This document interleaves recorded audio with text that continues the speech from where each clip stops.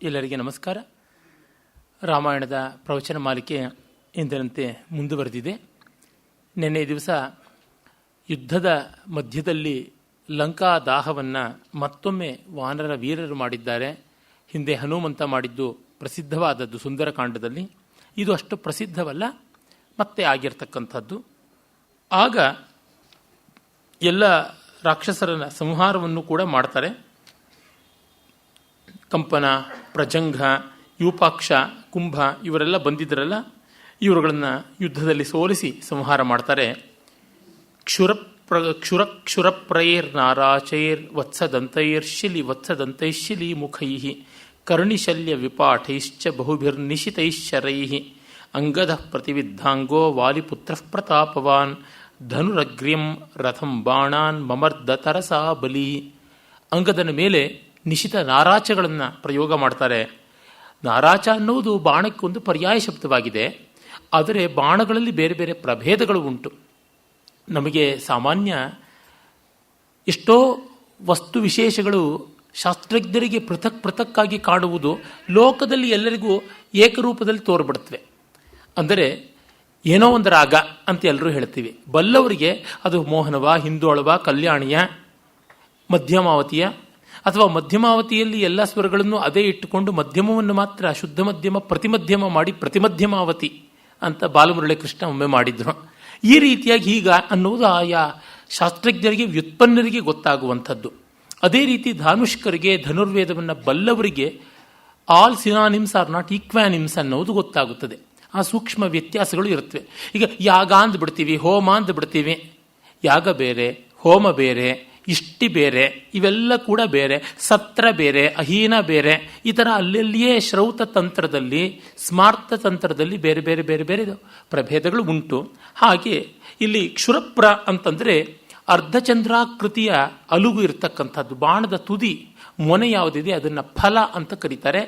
ಅರ್ಧಚಂದ್ರಾಕೃತಿಯಾದ ಫಲವನ್ನು ಹೊಂದಿರತಕ್ಕಂಥದ್ದು ಕ್ಷುರಪ್ರ ಅಂಥೇಳಿ. ಸಾಮಾನ್ಯವಾಗಿ ಕ್ಷೌರದ ಕತ್ತಿ ಒಂದು ಸ್ವಲ್ಪ ಚಂದ್ರಾಕಾರವಾಗಿರುತ್ತದೆ, ತುಂಬ ನೆಟ್ಟಿಗಿರೋದಿಲ್ಲ, ಒಂದು ಸ್ವಲ್ಪ ಕ್ರೆಸೆಂಟ್ ಆಗಿರುತ್ತದೆ. ಅದು ಕ್ಷುರಪ್ರ ಅಂತಕ್ಕಂಥದ್ದು.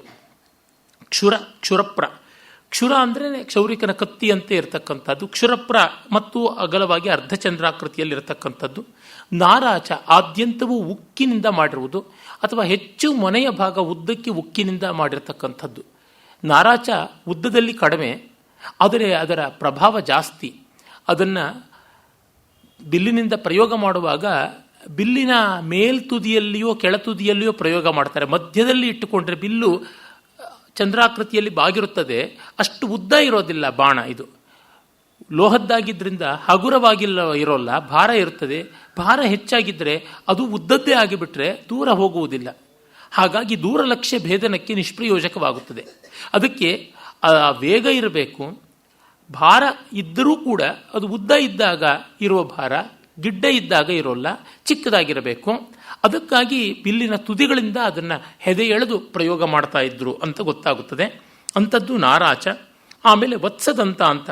ವತ್ಸ ಅಂದರೆ ಕರುವಿನ ಹಲ್ಲಿನಂತೆ ಇರ್ತಕ್ಕಂಥ, ಬಾಚಿಯ ಹಲ್ಲಿನಂತೆ ಇರ್ತಕ್ಕಂಥ ಬಾಣಗಳು. ಶಿಲಿಮುಖ ಅಂತಕ್ಕಂಥದ್ದು. ಶಿಲಿಮುಖ ಅನ್ನುವುದಕ್ಕೆ ದುಂಬಿ ಅಂತ ಒಂದು ಅರ್ಥ ಇದೆ, ಪಕ್ಷಿಗಳ ರೆಕ್ಕೆ ಅಂತ ಕೂಡ ಇನ್ನೊಂದು ಅರ್ಥ ಇದೆ. ಆದರೆ ದುಂಬಿಗಳ ಮುಖದ ಹಾಗೆ ತೀಕ್ಷ್ಣವಾಗಿರ್ತಕ್ಕಂಥದ್ದು ಅನ್ನುವ ಅರ್ಥ ಕೊಟ್ಟರೆ ಚೆನ್ನ. ಮತ್ತು ಕರ್ಣಿ ಅಂತ, ಇರ್ಕೆಲದಲ್ಲಿ ಕಿವಿಗಳ ಆಕಾರದಲ್ಲಿದ್ದು ತಿವಿದ ಒಡನೆ ಒಳಗೆ ಹೊಕ್ಕು ಹೊರಗೆ ಬರದಂತೆ ಮಾಡ್ತಕ್ಕಂಥದ್ದು. ಕೆಲವು ಆಯುಧಗಳು ಹೇಗಿರುತ್ತವೆ ಅಂದರೆ ಒಳಗೆ ಹೋಗುತ್ತವೆ, ಹೊರಗೆ ಬರೋಕ್ಕೆ ಕಷ್ಟ ಆಗುತ್ತವೆ. ನಾನ್ ರಿಟರ್ನ್ ವ್ಯಾಲ್ವ್ ಅಂತ. ಹೊರಗಡೆಗೆ ಹಿಮ್ಮುಖವಾಗಿ ಮೊನೆ ಬಾಗಿರುತ್ತದೆ, ಹಿಮ್ಮೊಗವಾಗಿ. ಆಗ ಒಳಗಂತೂ ಹೋಗ್ಬಿಡುತ್ತವೆ. ಆದರೆ ಎಳೆಯುವಾಗ ಕರಳನ್ನ, ಮಾಂಸಪೇಶಿಗಳನ್ನು ಕಿತ್ತುಕೊಂಡು ಬರುವಂಥದ್ದಾಗಿರುತ್ತದೆ. ಆ ರೀತಿಯಾದಂಥದ್ದು ಕರ್ಣಿ ಅಂತಕ್ಕಂಥದ್ದು. ಮತ್ತು ಶಲ್ಯ ಅಂತಂದರೆ ಅರ್ಧ ಉಕ್ಕಿಂದು, ಇನ್ನು ಮಿಕ್ಕದ್ದು ಬಿದಿರಿನ ಭಾಗ ಆಗಿರ್ತಕ್ಕಂಥದ್ದು. ನಾರಾಚ ಪೂರ್ಣವಾಗಿ ಲೋಹದ್ದಾದರೆ ಇದು ಹಾಗಲ್ಲದ್ದು ಅನ್ನುವಂಥ ರೀತಿಯಾದದ್ದು. ಮತ್ತು ವಿಪಾಠ ಅಂತಕ್ಕಂಥದ್ದು. ವಿಪಾಠ ಅನ್ನುವುದು ಉದ್ದವಾದ ಅಲುಗನ್ನು ಹೊಂದಿರತಕ್ಕಂಥದ್ದು, ತುದಿಯನ್ನು. ಕರವೀರ ಪತ್ರ ಅಂತಂದರೆ ಕಣಿಗಿಲ ಎಲೆ ಯಾವ ಥರ ಇರುತ್ತದೆಯೋ ಆ ರೀತಿಯಾಗಿರ್ತಕ್ಕಂಥದ್ದು. ಒಳಗಡೆ ಹೋಗಿ ಆಳವಾಗಿ ಚುಚ್ಚಿಕೊಳ್ತಕ್ಕಂಥದ್ದು, ಹಗುರವೂ ಆಗಿರುವಂಥದ್ದು. ಆ ಬಗೆಯ ಒಂದು ಬಾಣ. ಈ ರೀತಿಯಾದ ಬಾಣಗಳನ್ನೆಲ್ಲ ಪ್ರಯೋಗ ಮಾಡಿದ್ರು ಅಂತ ವ್ಯಾಖ್ಯಾನಕಾರರು ವಿವರಣೆಯನ್ನು ಕೊಡ್ತಾರೆ. ಆಮೇಲೆ ಅವನು ಅಂಗದನು ಆಯುಧಗಳನ್ನು ಹಿಡಿದು ಹೋರಾಟಕ್ಕೆ ನಿಂತ್ಕೋತಾನೆ. ಸಾಮಾನ್ಯವಾಗಿ ನಮಗೆ ವಾನರರು ಕಲ್ಲು ಮರ ಈ ಥರದ್ರೊಳಗೆ ಯುದ್ಧ ಮಾಡುವುದು ಅಂತ, ಅವರಿಗೂ ಆಯುಧಗಳಿರ್ತಾ ಇದ್ವು. ಕೆಲವರು ಆಯುಧಗಳನ್ನು ಬಳಸ್ತಾ ಇದ್ರು, ಎಲ್ಲರಿಗೂ ದಕ್ಕದೇ ಇದ್ರು, ಕೆಲವರಿಗಂತೂ ಇತ್ತು ಅಷ್ಟು ಆಯುಧಗಳು ಅಂತ ಗೊತ್ತಾಗುತ್ತದೆ. ತಸ್ಯಾಂಸ ಫಲಕೆ ಖಡ್ಗನ್ ನಿಜಘಾನ ತಥೋಂಗದ ಯಜ್ಞೋಪವೀತವಚ್ಚೈನಂ ಚಿಚ್ಛೇದ ಕಪಿಕುಂಜರ. ಈ ಉಪಮೆಯೇ ತುಂಬ ಚೆನ್ನಾಗಿದೆ. ಅವನ ಮೇಲೆ ಒಮ್ಮೆ ಕತ್ತಿಯಿಂದ ಬೀಸಿದರೆ ಯಜ್ಞೋಪವೀತವನ್ನು ಹಾಕದಂತೆ ಆಯ್ತಂತೆ. ಆ ಕೆಂಪು ರಕ್ತದ ಗುರುತು ಹಾಗೆ ಬಂತು, ಎದೆಯನ್ನು ಅರ್ಧಕ್ಕೆ ಸೀಳಿಬಿಟ್ಟ ಅಂತ. ಅದು ತುಂಬ ಸಹಜವೂ ಆಗಿರ್ತದೆ. ಹಿಂಗೆ ಏಟು ಹಾಕಿದ್ರೆ ಅದು ನೆಟ್ಟಿಗಿರೋದಿಲ್ಲ, ಸೊಟ್ಟಿಗೆ ಬರ್ತಕ್ಕಂಥದ್ದು. ಹಿಂಗೆ ಬೀಸದೊಡನೆ ಅದೊಂದು ಅರ್ಧಚಂದ್ರಾಕಾರದಲ್ಲಿಯೇ ಬರುವಂಥದ್ದು. ಅದು ಅವನ ಕೊರಳಿಗೆ ಯಜ್ಞೋಪವೀತ ಹಾಕದಂತೆ ಆಯಿತು, ಉಪನೀತನಾದಂತೆ ಆಗಿ ಸದ್ಗತಿ ಸಿಕ್ಕಿತು ಅಂತ ಅನ್ನಬಹುದು. ಈ ರೀತಿಯಲ್ಲಿ ಹೋರಾಟಗಳ ಮೇಲೆ ಹೋರಾಟವನ್ನು ಮಾಡಿ ಶತ್ರುಗಳ ಸಂಹಾರ ಮಾಡ್ತಾರೆ ಎನ್ನುವುದು ಸರ್ಗ ವಿಸ್ತಾರವಾಗಿದ್ದರೂ ಕೂಡ ಈ ಬಗ್ಗೆ ಸ್ವಾರಸ್ಯಗಳು ಕೆಲವು ಕಡೆ ಮಾತ್ರ ಬರ್ತಾ ಇರ್ತವೆ. ಆಮೇಲೆ ಸುಗ್ರೀವ ಕುಂಭನನ್ನು ಮುಷ್ಟಿಯುದ್ಧದಿಂದಲೇ ಒಮ್ಮೆ ಗುದ್ದಿ ಕೊಂದು ಬಿಡ್ತಾನೆ. ಕುಂಭಸ್ಯ ಪತತೋ ರೂಪಂ ಭಗ್ನಸ್ಯೋರಸಿ ಮುಷ್ಟಿನ ಬಭೌ ರುದ್ರಾಭಿಪನ್ನಸ್ಯ ಯಥಾರೂಪಂ ಗವಾಂಪತೇಹೇ ಅಂತ. ಹೇಗಾಯಿತು ಅಂದರೆ ಅವನು ಮುಷ್ಟಿಯಿಂದ ಒಮ್ಮೆ ಹೊಡೆದಿದ್ದಕ್ಕೆ ಅವನ ಹಲ್ಲುಗಳೆಲ್ಲ ಉದುರು ಹೋಗ್ಬಿಟ್ಟುವಂತೆ. ಕೆನ್ನೆಗೆ ಹೊಡೆದ ಅಂತ ಅನ್ಸುತ್ತೆ. ಮುಖದ ಮೇಲೆ ಶಿವನ ಕೋಪಕ್ಕೆ ತುತ್ತಾಗಿ ದಕ್ಷ ಯಜ್ಞದಲ್ಲಿ ವೀರಭದ್ರನ ಕಾಲಿನ ಒದತಕ್ಕೆ ಬಾಯಿ ಸಿಕ್ಕು ಸೂರ್ಯನಿಗೆ ಹಲ್ಲೆಲ್ಲ ಉದುರಿ ಹೋಯಿತು ಅಂತ ಪುರಾಣ ಕಥೆ ಉಂಟು. ಇನ್ನೊಂದು ಕಥೆಯನ್ನು ಕೂಡ ವ್ಯಾಖ್ಯಾನಕಾರರು ಹೇಳ್ತಾರೆ. ರುದ್ರಬಲ ಪ್ರಭಾವಿಯಾದಂಥ ಒಬ್ಬ ರಾಕ್ಷಸ ವಿಮಾನವನ್ನು ನಡೆಸ್ಕೊಂಡು ಹೋಗ್ತಾ ಇದ್ದ. ಅವನು ಸೂರ್ಯಲೋಕದ ಮೇಲೂ, ಸೂರ್ಯ ಬಿಂಬದ ಮೇಲೂ, ಸೂರ್ಯ ಪಥದ ಮೇಲೂ ಕೂಡ ಹಾರಿ ಹೋಗೋದಕ್ಕೆ ನೋಡಿದಾಗ ಸೂರ್ಯ ಒಪ್ಪಲಿಲ್ಲ. ಆಗ ಸೂರ್ಯನನ್ನು ಅದಕ್ಕಾಗಿ ದಂಡನೆ ಮಾಡದ ಅಂತ. ಆದರೆ ಅದು ಅಷ್ಟು ಯುಕ್ತವಾಗಿ ಕಾಣೋದಿಲ್ಲ. ದಕ್ಷಯಜ್ಞದ ಪ್ರಕರಣವಾಗಿ ಕಂಡ್ರೇನೆ ಮೇಲಾಗುತ್ತದೆ. ಒಬ್ಬ ರಾಕ್ಷಸನಿಗೋಸ್ಕರವಾಗಿ ಶಿವ ಸೂರ್ಯನ ಮೇಲೆ ಕೈ ಮಾಡದ ಅಂತಂದರೆ ಯುಕ್ತವಾಗೋಲ್ಲ. ಸತೀದೇವಿ ದಾಕ್ಷಾಯಿಣಿ ತಾನು ಆತ್ಮಾಹುತಿ ಮಾಡಿಕೊಂಡಾಗ ಆ ಕೋಪದಿಂದ ಕನಲಿ ವೀರಭದ್ರ, ಭದ್ರಕಾಳಿ ಇತ್ಯಾದಿಗಳನ್ನು ಸೃಷ್ಟಿ ಮಾಡಿ ಪ್ರಯೋಗ ಮಾಡಿದ್ದು, ದಕ್ಷಯಜ್ಞ ಧ್ವಂಸ ಮಾಡಿದ್ದು, ದಕ್ಷಾಧ್ವರ ಧ್ವಂಸದ ಬಳಿಕ ಆ ಸನ್ನಿವೇಶದಲ್ಲಿ ಬಂದ ದೇವತೆಗಳಿಗೆಲ್ಲ ಬಗೆ ಬಗೆಯ ದಂಡನೆ ಆದದ್ದು ಅಂತ ಗೊತ್ತಾಗುತ್ತದೆ. ಅದು ಹೆಚ್ಚು ಯುಕ್ತ ತರ ಅಂತ ಭಾವಿಸ್ತೀನಿ ನಾನು. ಪೂಜ್ಯರಾದ ಗುರುಗಳ ರಂಗನಾಥ ಶರ್ಮರು ಈ ಕಥೆಯನ್ನು ಕೊಡದೆ ಇನ್ನೊಂದು ಕಥೆಯನ್ನು ಕೊಟ್ಟಿದ್ದಾರೆ. ವ್ಯಾಖ್ಯಾನಕಾರರು ಅದನ್ನೇ ಅವಲಂಬಿಸಿದ್ದಾರೆ. ಆದರೆ ಇದು ಪ್ರಶಸ್ತ ತರವಾದದ್ದು. ಆ ವೀರಭದ್ರನ ಪಾದಾಘಾತಕ್ಕೆ ಅಂತ ಕಥೆಯಲ್ಲಿ ಇಲ್ಲಿ ಮುಷ್ಟಿಘಾತ ಅಂತ ಮಾಡಿದ್ದು. ಮುಷ್ಟಿಘಾತದಿಂದ ಆದದ್ದು ಸೂರ್ಯನ ಘಾತದಿಂದ ಹಲ್ಲು ಉದುರದಂತೆ ಆಯಿತು. ಸೂರ್ಯನಿಗೆ ಆ ಕಾರಣದಿಂದಲೇ ನೈವೇದ್ಯಕ್ಕೆ ಪಾಯಸವನ್ನು ಮಾಡ್ತಾರೆ, ಗೋಧಿಯ ಪಾಯಸವನ್ನೇ ನೈವೇದ್ಯ ಮಾಡ್ತಾರೆ. ಹಲ್ಲಿಲ್ಲದ ಕಾರಣ ಅವನಿಗೆ ತೊಂದರೆ ಆಗಬಾರದು ಅಂತ. ರವಿಕಾನನಿಚೋ ಕವಿ ಕಂಚಕುಂಡುನೆ ಅಂತ ಒಂದು ತೆಲುಗಿನ ಪ್ರಸಿದ್ಧವಾದ ಸಮಸ್ಯೆ. ರವಿ ಕಾಣದ್ದನ್ನು ಕವಿಕಾಂಬ ಅಂತ ಕನ್ನಡದ ಗಾದೆ ಮಾತು ಅದನ್ನೇ ಹೇಳುತ್ತದೆ. ಕೃಷ್ಣದೇವರಾಯನ ಆಸ್ಥಾನದಲ್ಲಿ ಒಮ್ಮೆ ಈ ಸಮಸ್ಯೆಯನ್ನು ಯಾರೋ ಕೊಟ್ಟಾಗ, ಪ್ರಾಯಶಃ ಕೃಷ್ಣದೇವರಾಯನೇ ಇರಬೇಕು, ಆಗ ಭಟ್ಟಮೂರ್ತಿ ಅಥವಾ ರಾಮರಾಜಭೂಷಣ ಅಂತ ಪ್ರಖ್ಯಾತನಾದ ಕವೀಶ್ವರ ಅದನ್ನು ಪೂರ್ಣ ಮಾಡ್ತಾನೆ. ಅವನು ಪೂರ್ಣ ಮಾಡಿದ್ರೊಳಗೆ ತೆನಾಲಿ ರಾಮಕೃಷ್ಣನಿಗೆ ತಿವಿತಾ ಇತ್ತು ಅಂತ. ತೆನಾಲಿ ರಾಮಕೃಷ್ಣ ಒಮ್ಮೆ ಅಲ್ಲಸಾನಿ ಪೆದ್ದಣ್ಣನ ಮನೆಗೆ ಹೋಗಿ ಅವರು ಉಯ್ಯಾಲೆಯಲ್ಲಿ ತೂಗಿಕೊಳ್ತಾ ಇದ್ದಾಗ ಊತುನಾ ತಾತ ಅಂತ ಕೇಳಿದ್ರಂತೆ. ಊತುನ ಅಂತಂದರೆ ತೂಗಿಕೊಳ್ಳಲ್ಲ ಅಂತ. ಅದಕ್ಕೆ ಆಗಲಿ ಅಂತ ಹೇಳುವಾಗ ಕಾನಿಮ್ಮು ಅಂತಲೂ ಏನೋ ಹೇಳಬಹುದಾಗಿತ್ತು. ಪಾಪ ಆ ಕವಿ ಪೆದ್ದನನೋ ಅಥವಾ ನಂದಿ ತಿಮ್ಮನನೋ ಅವನು ಉಮ್ಮು ಅಂತಂದ. ತೂಗಿಕೋ ಅನ್ನೋದು ತೆಲುಗಿನಲ್ಲಿ ಉಮ್ಮು ಅಂತ ಆಗುತ್ತದೆ, ಉಗುಳು ಅನ್ನೋದಕ್ಕೂ ಉಮ್ಮು ಅಂತ ಆಗುತ್ತದೆ. ಆಗ ಅವನು ಇನ್ನೊಂದರ್ಥವನ್ನು ಗ್ರಹಿಸಿ ಉಯ್ಯಾಲೆಯಲ್ಲಿ ತೂಕೊಳ್ತಾ ಇದ್ದ ಆ ಹಿರಿಯ ಕವಿಯ ಮುಖದ ಮೇಲೆ ಉಗಿದು ಬಿಟ್ಟ. ವಿನೋದ ಅವನಿಗೆ ರೇಗ್ ಹೋಯ್ತು. ಉಯ್ಯಾಲೆಯ ಸ್ವಿಂಗ್, ಆ ಇದಿತ್ತಲ್ಲ ಆಂದೋಲನ, ಆ ಆಂದೋಲನದ ವೇಗದಲ್ಲೇ ಮುಂದೆ ಬಂದು ಕಾಲಿಂದ ಅವನ ಮುಖಕ್ಕೆ ಒಡೆದ. ಆ ಕಾಲಿಂದ ಒದ್ದದ್ದು ಅವನ ಹಲ್ಲು ಬೀಳುವಂತೆ ಆಯಿತು. ಹಲ್ಲು ಬಿದ್ದು ಹೋದಾಗ ಅದನ್ನು ಬಚ್ಚು ಬಾಯಲ್ಲಿ ಹೇಗೆ ಹೋಗೋದು ಅಂತ ಅವನು ಜಿಂಕೆಯ ಕೊಂಬಿನಲ್ಲಿ ಕೃದಂತ ಮಾಡಿಸಿಕೊಂಡ. ಬಂಗಾರದ ತಂತಿಯಲ್ಲಿ ಅದನ್ನು ಬಿಗಿದುಕೊಳ್ಳೋದು. ಯಾಕೆಂದರೆ ಮಡಿ ಅಲ್ವಾ, ಬೇರೆ ಯಾವುದೇ ಒಂದು ವಸ್ತು ಆಗೋದಿಲ್ಲ. ಜಿಂಕೆಯ ಕೊಂಬು, ಜಿಂಕೆಯ ಚರ್ಮ ಎಲ್ಲ ಮಡಿಗೆ ಬರುತ್ತದೆ. ಹಾಗೆ ಮಾಡಿಕೊಂಡ. ದುಪ್ಪಿ ಕೊಮ್ಮು ಅಂತಲೇ ಆ ಪದ್ಯದಲ್ಲಿ ಬರುತ್ತದೆ. ಅವನು ಸಭೆಗೆ ಹಲ್ಲು ಕಟ್ಟಿಕೊಂಡು ಬಂದಿರ್ತಾನೆ.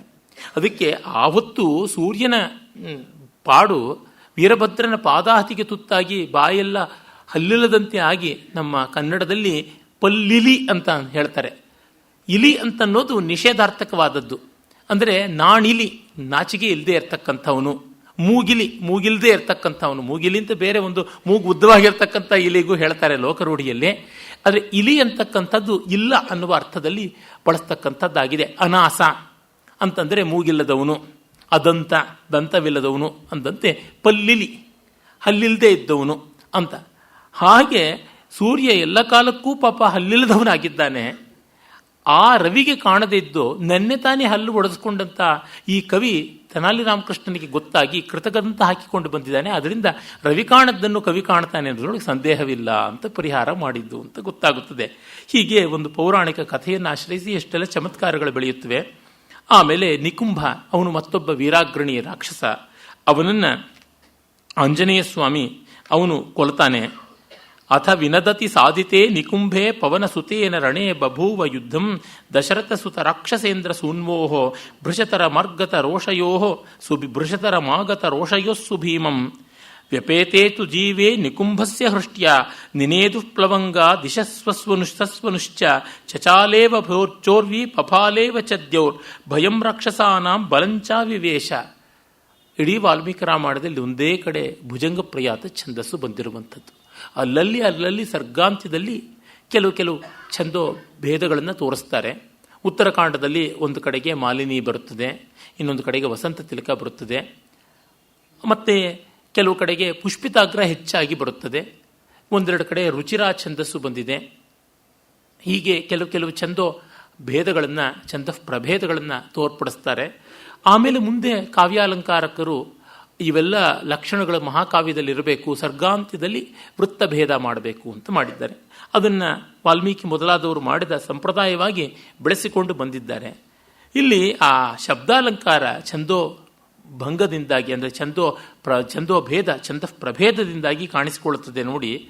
ವ್ಯಪೇತೇತು ಜೀವೇ ನಿಕುಂಭಸ್ಯ ಹೃಷ್ಟ ನಿನೇದು ಪ್ಲವಂಗ ದಿಶ ಸಸ್ವನುಶ್ಚ.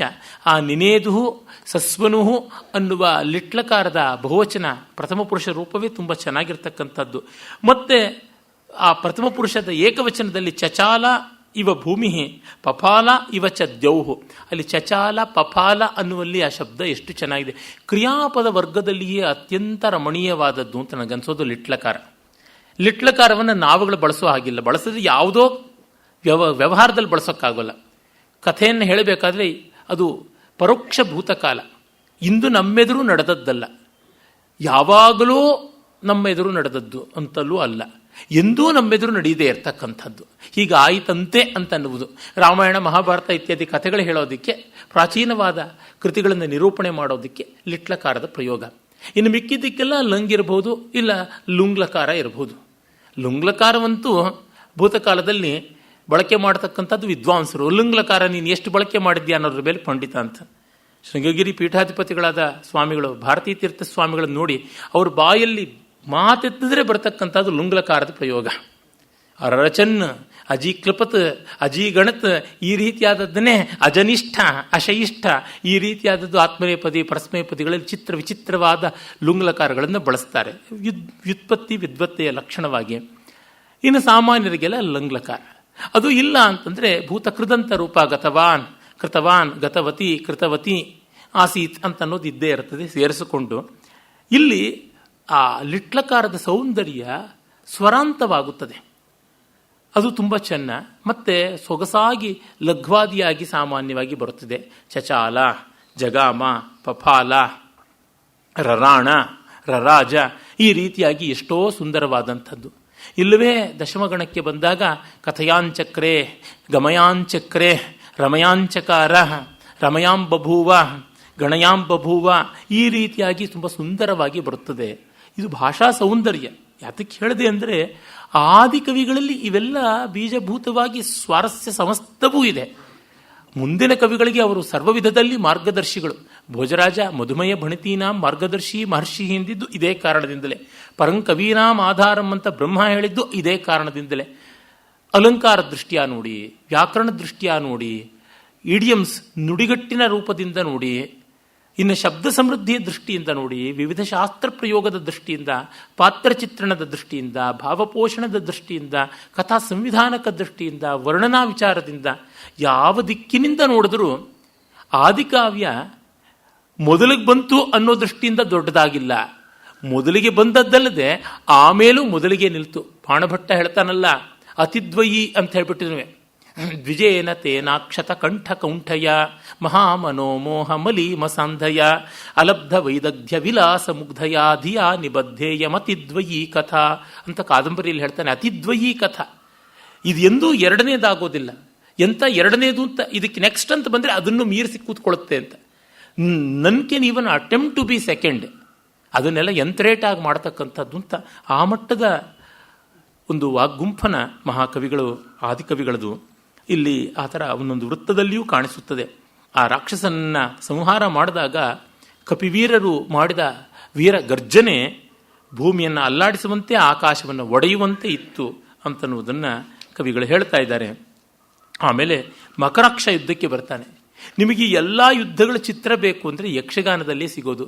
ಮಕರಾಕ್ಷ ಕಾಳಗ, ಅತಿಕಾಯ ಕಾಳಗ, ಕುಂಭರ ಕಾಳಗ, ಪ್ರಹಸ್ತರ ಕಾಳಗ, ಹೀಗೆಲ್ಲ ಯಕ್ಷಗಾನ ಪ್ರಸಂಗಗಳು ಉಂಟು. ಮಿಕ್ಕಿ ಎಲ್ಲಿಯೂ ನೋಡೋಕ್ಕೆ ಸಾಧ್ಯವಿಲ್ಲ. ನಮ್ಮ ಯಕ್ಷಗಾನದಲ್ಲಿ ಮಾತ್ರ ಆ ವೀರವಿಹಾರಕ್ಕೆ ಅವಕಾಶವಿದೆ. ಅವನನ್ನು ಸಂಹಾರ ಮಾಡೋದಾಗುತ್ತದೆ. ನುಗ್ಗಿ ಬರ್ತಾರೆ ಭಟರು. ಘನ ಗಜ ಮಹಿಷಾಂಗ ತುಲ್ಯವರ್ಣಾ ಸಮರ ಮುಖೇಶ್ವ ಸಕೃತ್ ಗದಾಸಿ ಭಿನ್ನಾ ಅಹಮಹಮಿತಿ ಯುದ್ಧ ಕೌಶಲಾಸ್ತೆ ರಜನಿಚರ ಪರಿಬಭ್ರಮುರ್ ವದಂತಹ. ನಾನು ಅಂತ ನುಗ್ಗಿ ಬರ್ತಾ ಇದ್ದಂತೆ. ಅಹಂಪೂರ್ವಿಕಾ ಅಂತ ಕರೀತಾರೆ ಸಂಸ್ಕೃತದಲ್ಲಿ, ಅಹಮಹಮಿಕಾ ಅಂತ ಕೂಡ ಹೇಳೋದುಂಟು. ಯುದ್ಧಕ್ಕೆ ನುಗ್ಗುವುದೇ ಕಷ್ಟ. ಮುನ್ನುಗ್ಗುವುದು ಅಂದರೆ ಸಾವು ಬಂತು ಅಂತ ಅರ್ಥ. ಅಲ್ಲಿ ಕೂಡ ಧೈರ್ಯದಿಂದ ನುಗ್ಗುವುದು ಅಂದರೆ ಸಾವು ಅಂದರೆ ಲೆಕ್ಕವೇ ಇಲ್ಲ ಅಂತ. ತಮಿಳಿನ ಸಂಗಮ್ ಯುಗದ ಕಾವ್ಯದಲ್ಲಿ ಒಬ್ಬ ಕವಿಯತ್ರಿ ಹೇಳ್ತಾಳೆ, ಅಲ್ಲಿ ಸಂಗಮ್ ಕಾವ್ಯಗಳು 18 ಬಗೆಯಾಗಿ ಬರ್ತವೆ. 18 ಕಾವ್ಯಗಳು ಪ್ರಸಿದ್ಧ. ಮೇಲ್ಕಣಕ್ ಅಂತ ಹೇಳ್ಬಿಟ್ಟಂತಾರೆ. ಅದರೊಳಗೆ 10 ಪಾಟು 8 ತೊಗೈ ಅಂತ 10 ಹಾಡುಗಳು ಖಂಡಕಾವ್ಯಗಳು. 8 ತೊಗೈ ಅಂದರೆ 8 ಸಂಕಲನಗಳು, ಮುಕ್ತಕಗಳ ಸಂಕಲನಗಳಾಗಿ ಹೀಗೆ ಅನೇಕ ಸಾವಿರ ಪದ್ಯಗಳು ಅಲ್ಲಿರ್ತಕ್ಕಂಥವು. ಅದರೊಳಗೆ ಪುರಂ ಅಹಂ ಅಂತ 2 ಥರ. ಪುರಂ ಅಂದರೆ ಧರ್ಮ ಮತ್ತು ಅರ್ಥಗಳನ್ನು ಪ್ರತಿನಿಧಿಸ್ತಕ್ಕಂಥದ್ದು, ಅಹಂ ಕಾಮವನ್ನು ಪ್ರತಿನಿಧಿಸ್ತಕ್ಕಂಥದ್ದು, ತ್ರಿವರ್ಗವನ್ನು ಪ್ರಧಾನವಾಗಿ ಹೇಳ್ತಕ್ಕಂಥದ್ದು, ಧರ್ಮಾರ್ಥ ಕಾಮಗಳನ್ನು. ಇದು ಪುರುಷಾರ್ಥ ತ್ರಿವರ್ಗ ಅಂತ. ಇದರಿಂದ ಮೋಕ್ಷವು ಧ್ವನಿತವಾಗುವಂಥದ್ದು. ಅಲ್ಲಿ ಆ ಪುರಂ ಅನ್ನುವ ಕಾವ್ಯ ಪ್ರಕಾರದಲ್ಲಿ ವೀರರಸಕ್ಕೆ ಹೆಚ್ಚಿನ ಬೆಲೆ. ಅದು ಧರ್ಮವೀರ, ಯುದ್ಧವೀರ ಎರಡನ್ನೂ ಅಲ್ಲದೆ ದಾನವೀರವನ್ನು ಒಳಗೊಂಡದ್ದು. ದಾನವೀರ, ದಯಾವೀರ, ಧರ್ಮವೀರ, ಯುದ್ಧವೀರ, ಈ 4 ಪ್ರಭೇದಗಳು ಅಲ್ಲಿ ಬರುತ್ತವೆ. ಇನ್ನು ಶೃಂಗಾರದ ಸಕಲ ಪ್ರಭೇದಗಳನ್ನು ಅಹಂ ಅನ್ನುವ ಕಾವ್ಯ ಪ್ರಕಾರ ಒಳಗೊಳ್ಳುತ್ತದೆ. ಆ ಒಂದು ಪುರಂ ಅನ್ನುವ ಕಾವ್ಯ ಪ್ರಕಾರದ ಒಂದು ಮುಕ್ತಕ ಒಬ್ಬ ಕವಿಯಿತ್ರಿ ಬರೀತಾಳೆ. ಆಕೆ ಹೆಸರು ನನಗೆ ಮರ್ತು ಹೋಗಿದೆ. ಯಾರೋ ಹೇಳ್ತಾರೆ, ನಿನ್ನ ಮಗ ಯುದ್ಧಕ್ಕೆ ಬೆನ್ನು ಕೊಟ್ಟು ಓಡ್ ಬರ್ತಾ ಇದ್ದಾನೆ ಹೇಡಿ ಅಂತ.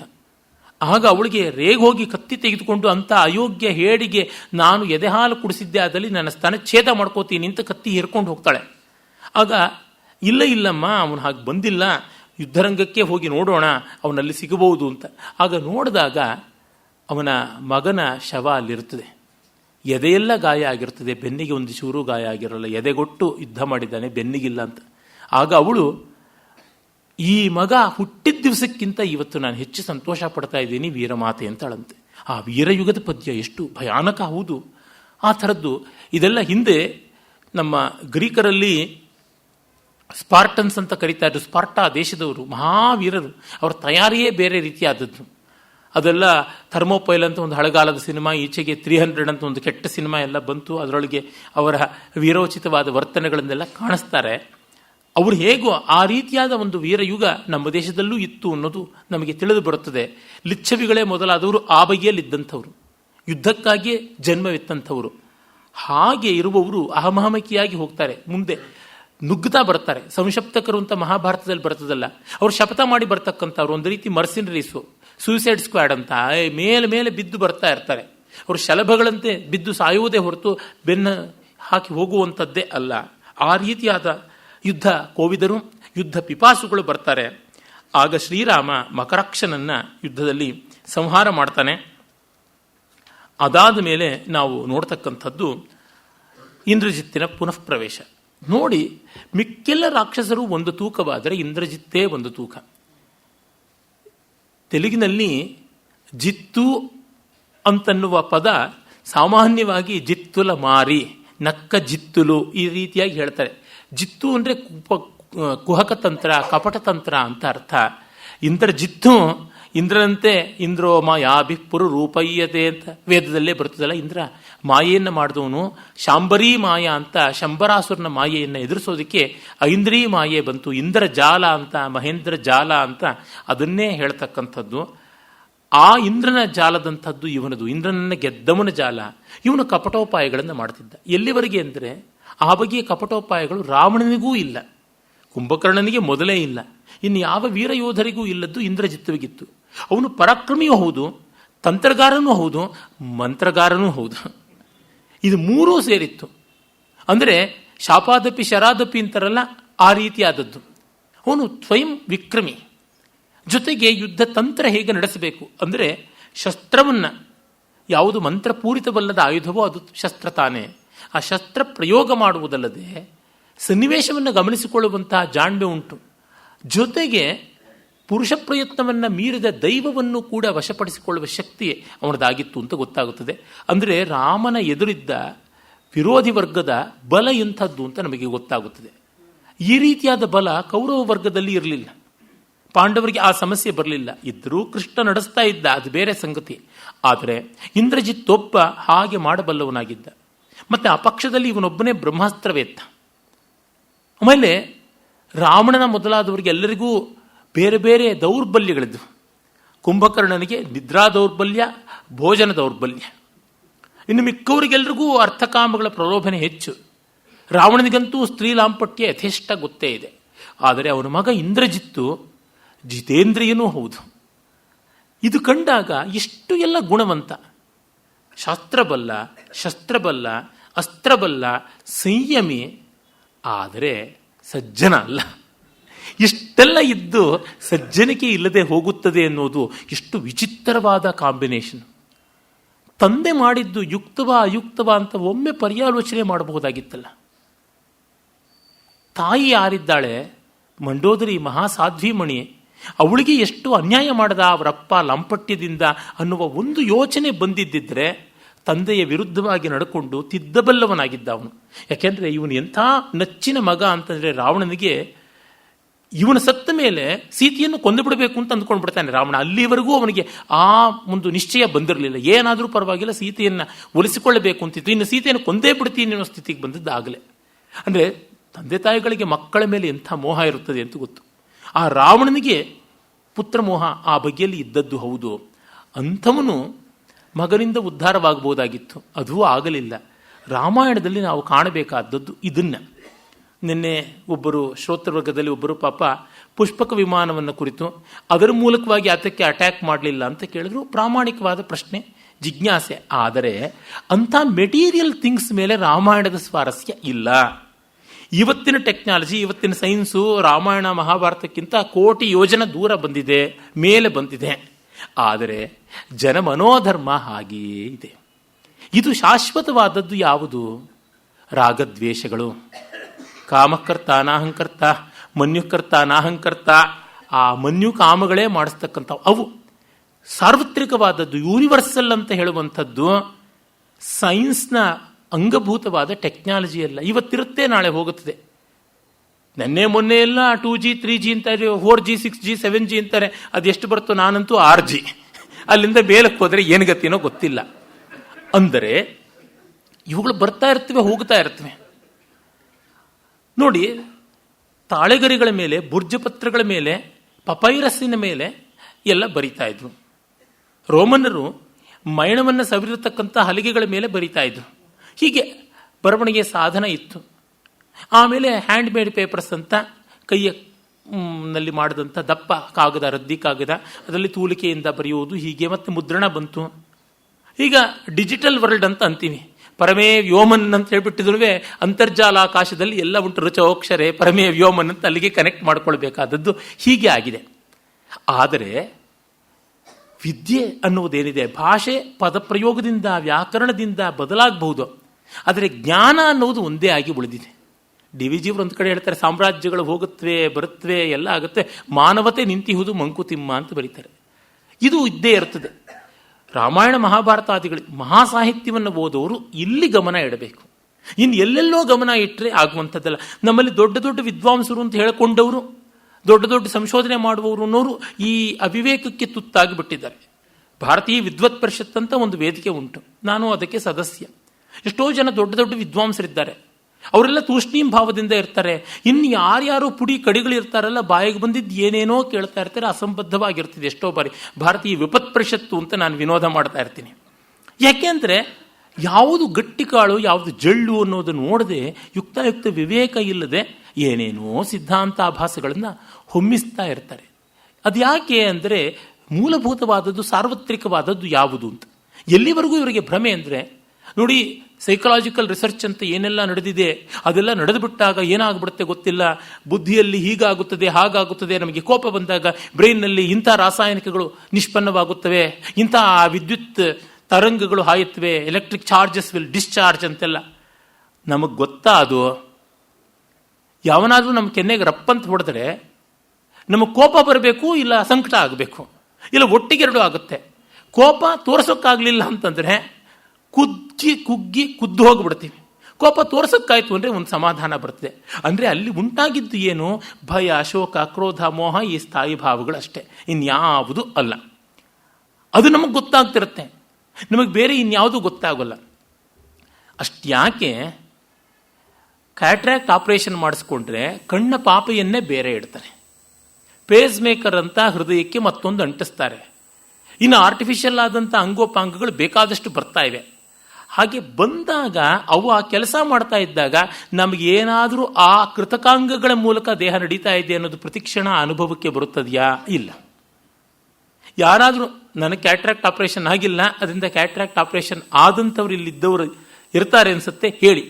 ನಾವು ನೋಡ್ತಾ ಇರ್ತಕ್ಕಂಥದ್ದು ಬೇರೆ ಕಣ್ಣಿಂದ ಅಂತ ಏನಾದ್ರು ಅನುಭವ ಬಂದಿದೆಯಾ? ಇಲ್ಲ. ದೃಶ್ಯ ಬೇರೆ ಆಗುತ್ತದೆಯಾ? ಇಲ್ಲ. ಹೀಗಾಗಿ ಅನುಭವನಿಷ್ಠವಾದದ್ದು ವೇದಾಂತ, ಅನುಭವನಿಷ್ಠವಾದದ್ದು ರಸಸಿದ್ಧಾಂತ, ಪ್ರತೀತಿನಿಷ್ಠವಲ್ಲ. ಪ್ರತೀತಿಯೇ ಹೋಗ್ತಾ ಇರುತ್ತೆ ಬರ್ತಾ ಇರುತ್ತೆ. ಪ್ರತೀತಿ ಅಂತಂದರೆ ಏನು? ಮೆಟೀರಿಯಲ್ ವ್ಯಾಲ್ಯೂ ಮೇಲೆ ನಿಲ್ತಕ್ಕಂಥದ್ದು. ಅನುಭವ ಅನ್ನೋದೇನು? ಎಮೋಷನಲ್ ವ್ಯಾಲ್ಯೂ ಮೇಲೆ ನಿಲ್ತಕ್ಕಂಥದ್ದು. ಇದನ್ನು ನೋಡ್ಕೊಂಡ್ಬಿಟ್ರೆ ಮನುಷ್ಯ ಇಲ್ಲಿವರೆಗೂ ಮನುಷ್ಯನಾಗಿರ್ತಾನೆ, ಅಲ್ಲಿವರೆಗೂ ರಸಸಿದ್ಧಾಂತಕ್ಕೆ ಯಾವ ಚ್ಯುತಿಯೂ ಇಲ್ಲ. ಎಲ್ಲಿವರೆಗೂ ರಾಗದ್ವೇಷಗಳು ಇರುತ್ತೀವೋ ಅಲ್ಲಿಂದ ಬಿಡುಗಡೆ ಆಗಬೇಕು ಅನ್ನೋ ಭಾವ ನಮಗಿರುತ್ತದೋ ಅಲ್ಲಿವರೆಗೂ ವೇದಾಂತ ಶಾಸ್ತ್ರಕ್ಕೆ ಚಿಂತೆ ಇಲ್ಲ. ಇದು ನಿಶ್ಚಿತವಾಗತಕ್ಕಂಥದ್ದು. ನೋ ಮೋರ್ ರಿಸರ್ಚ್ ನೀಡೆಡ್ ಅಷ್ಟೇ. ನಿಮಗೆ ಬೇಕಾದ್ರೆ ಮನಸ್ಶಾಸ್ತ್ರದ ಅಧ್ಯಯನ ಚಿಕಿತ್ಸೆಗೆ ಬಳಸ್ಕೊಳ್ಳಿ, ಆದರೆ ರಸಾಸ್ವಾದಕ್ಕೆ ಅದು ಬೇಡದ್ದು, ಏನು ಪ್ರಯೋಜನವಿಲ್ಲ ಅದರಿಂದ. It will have no more value addition.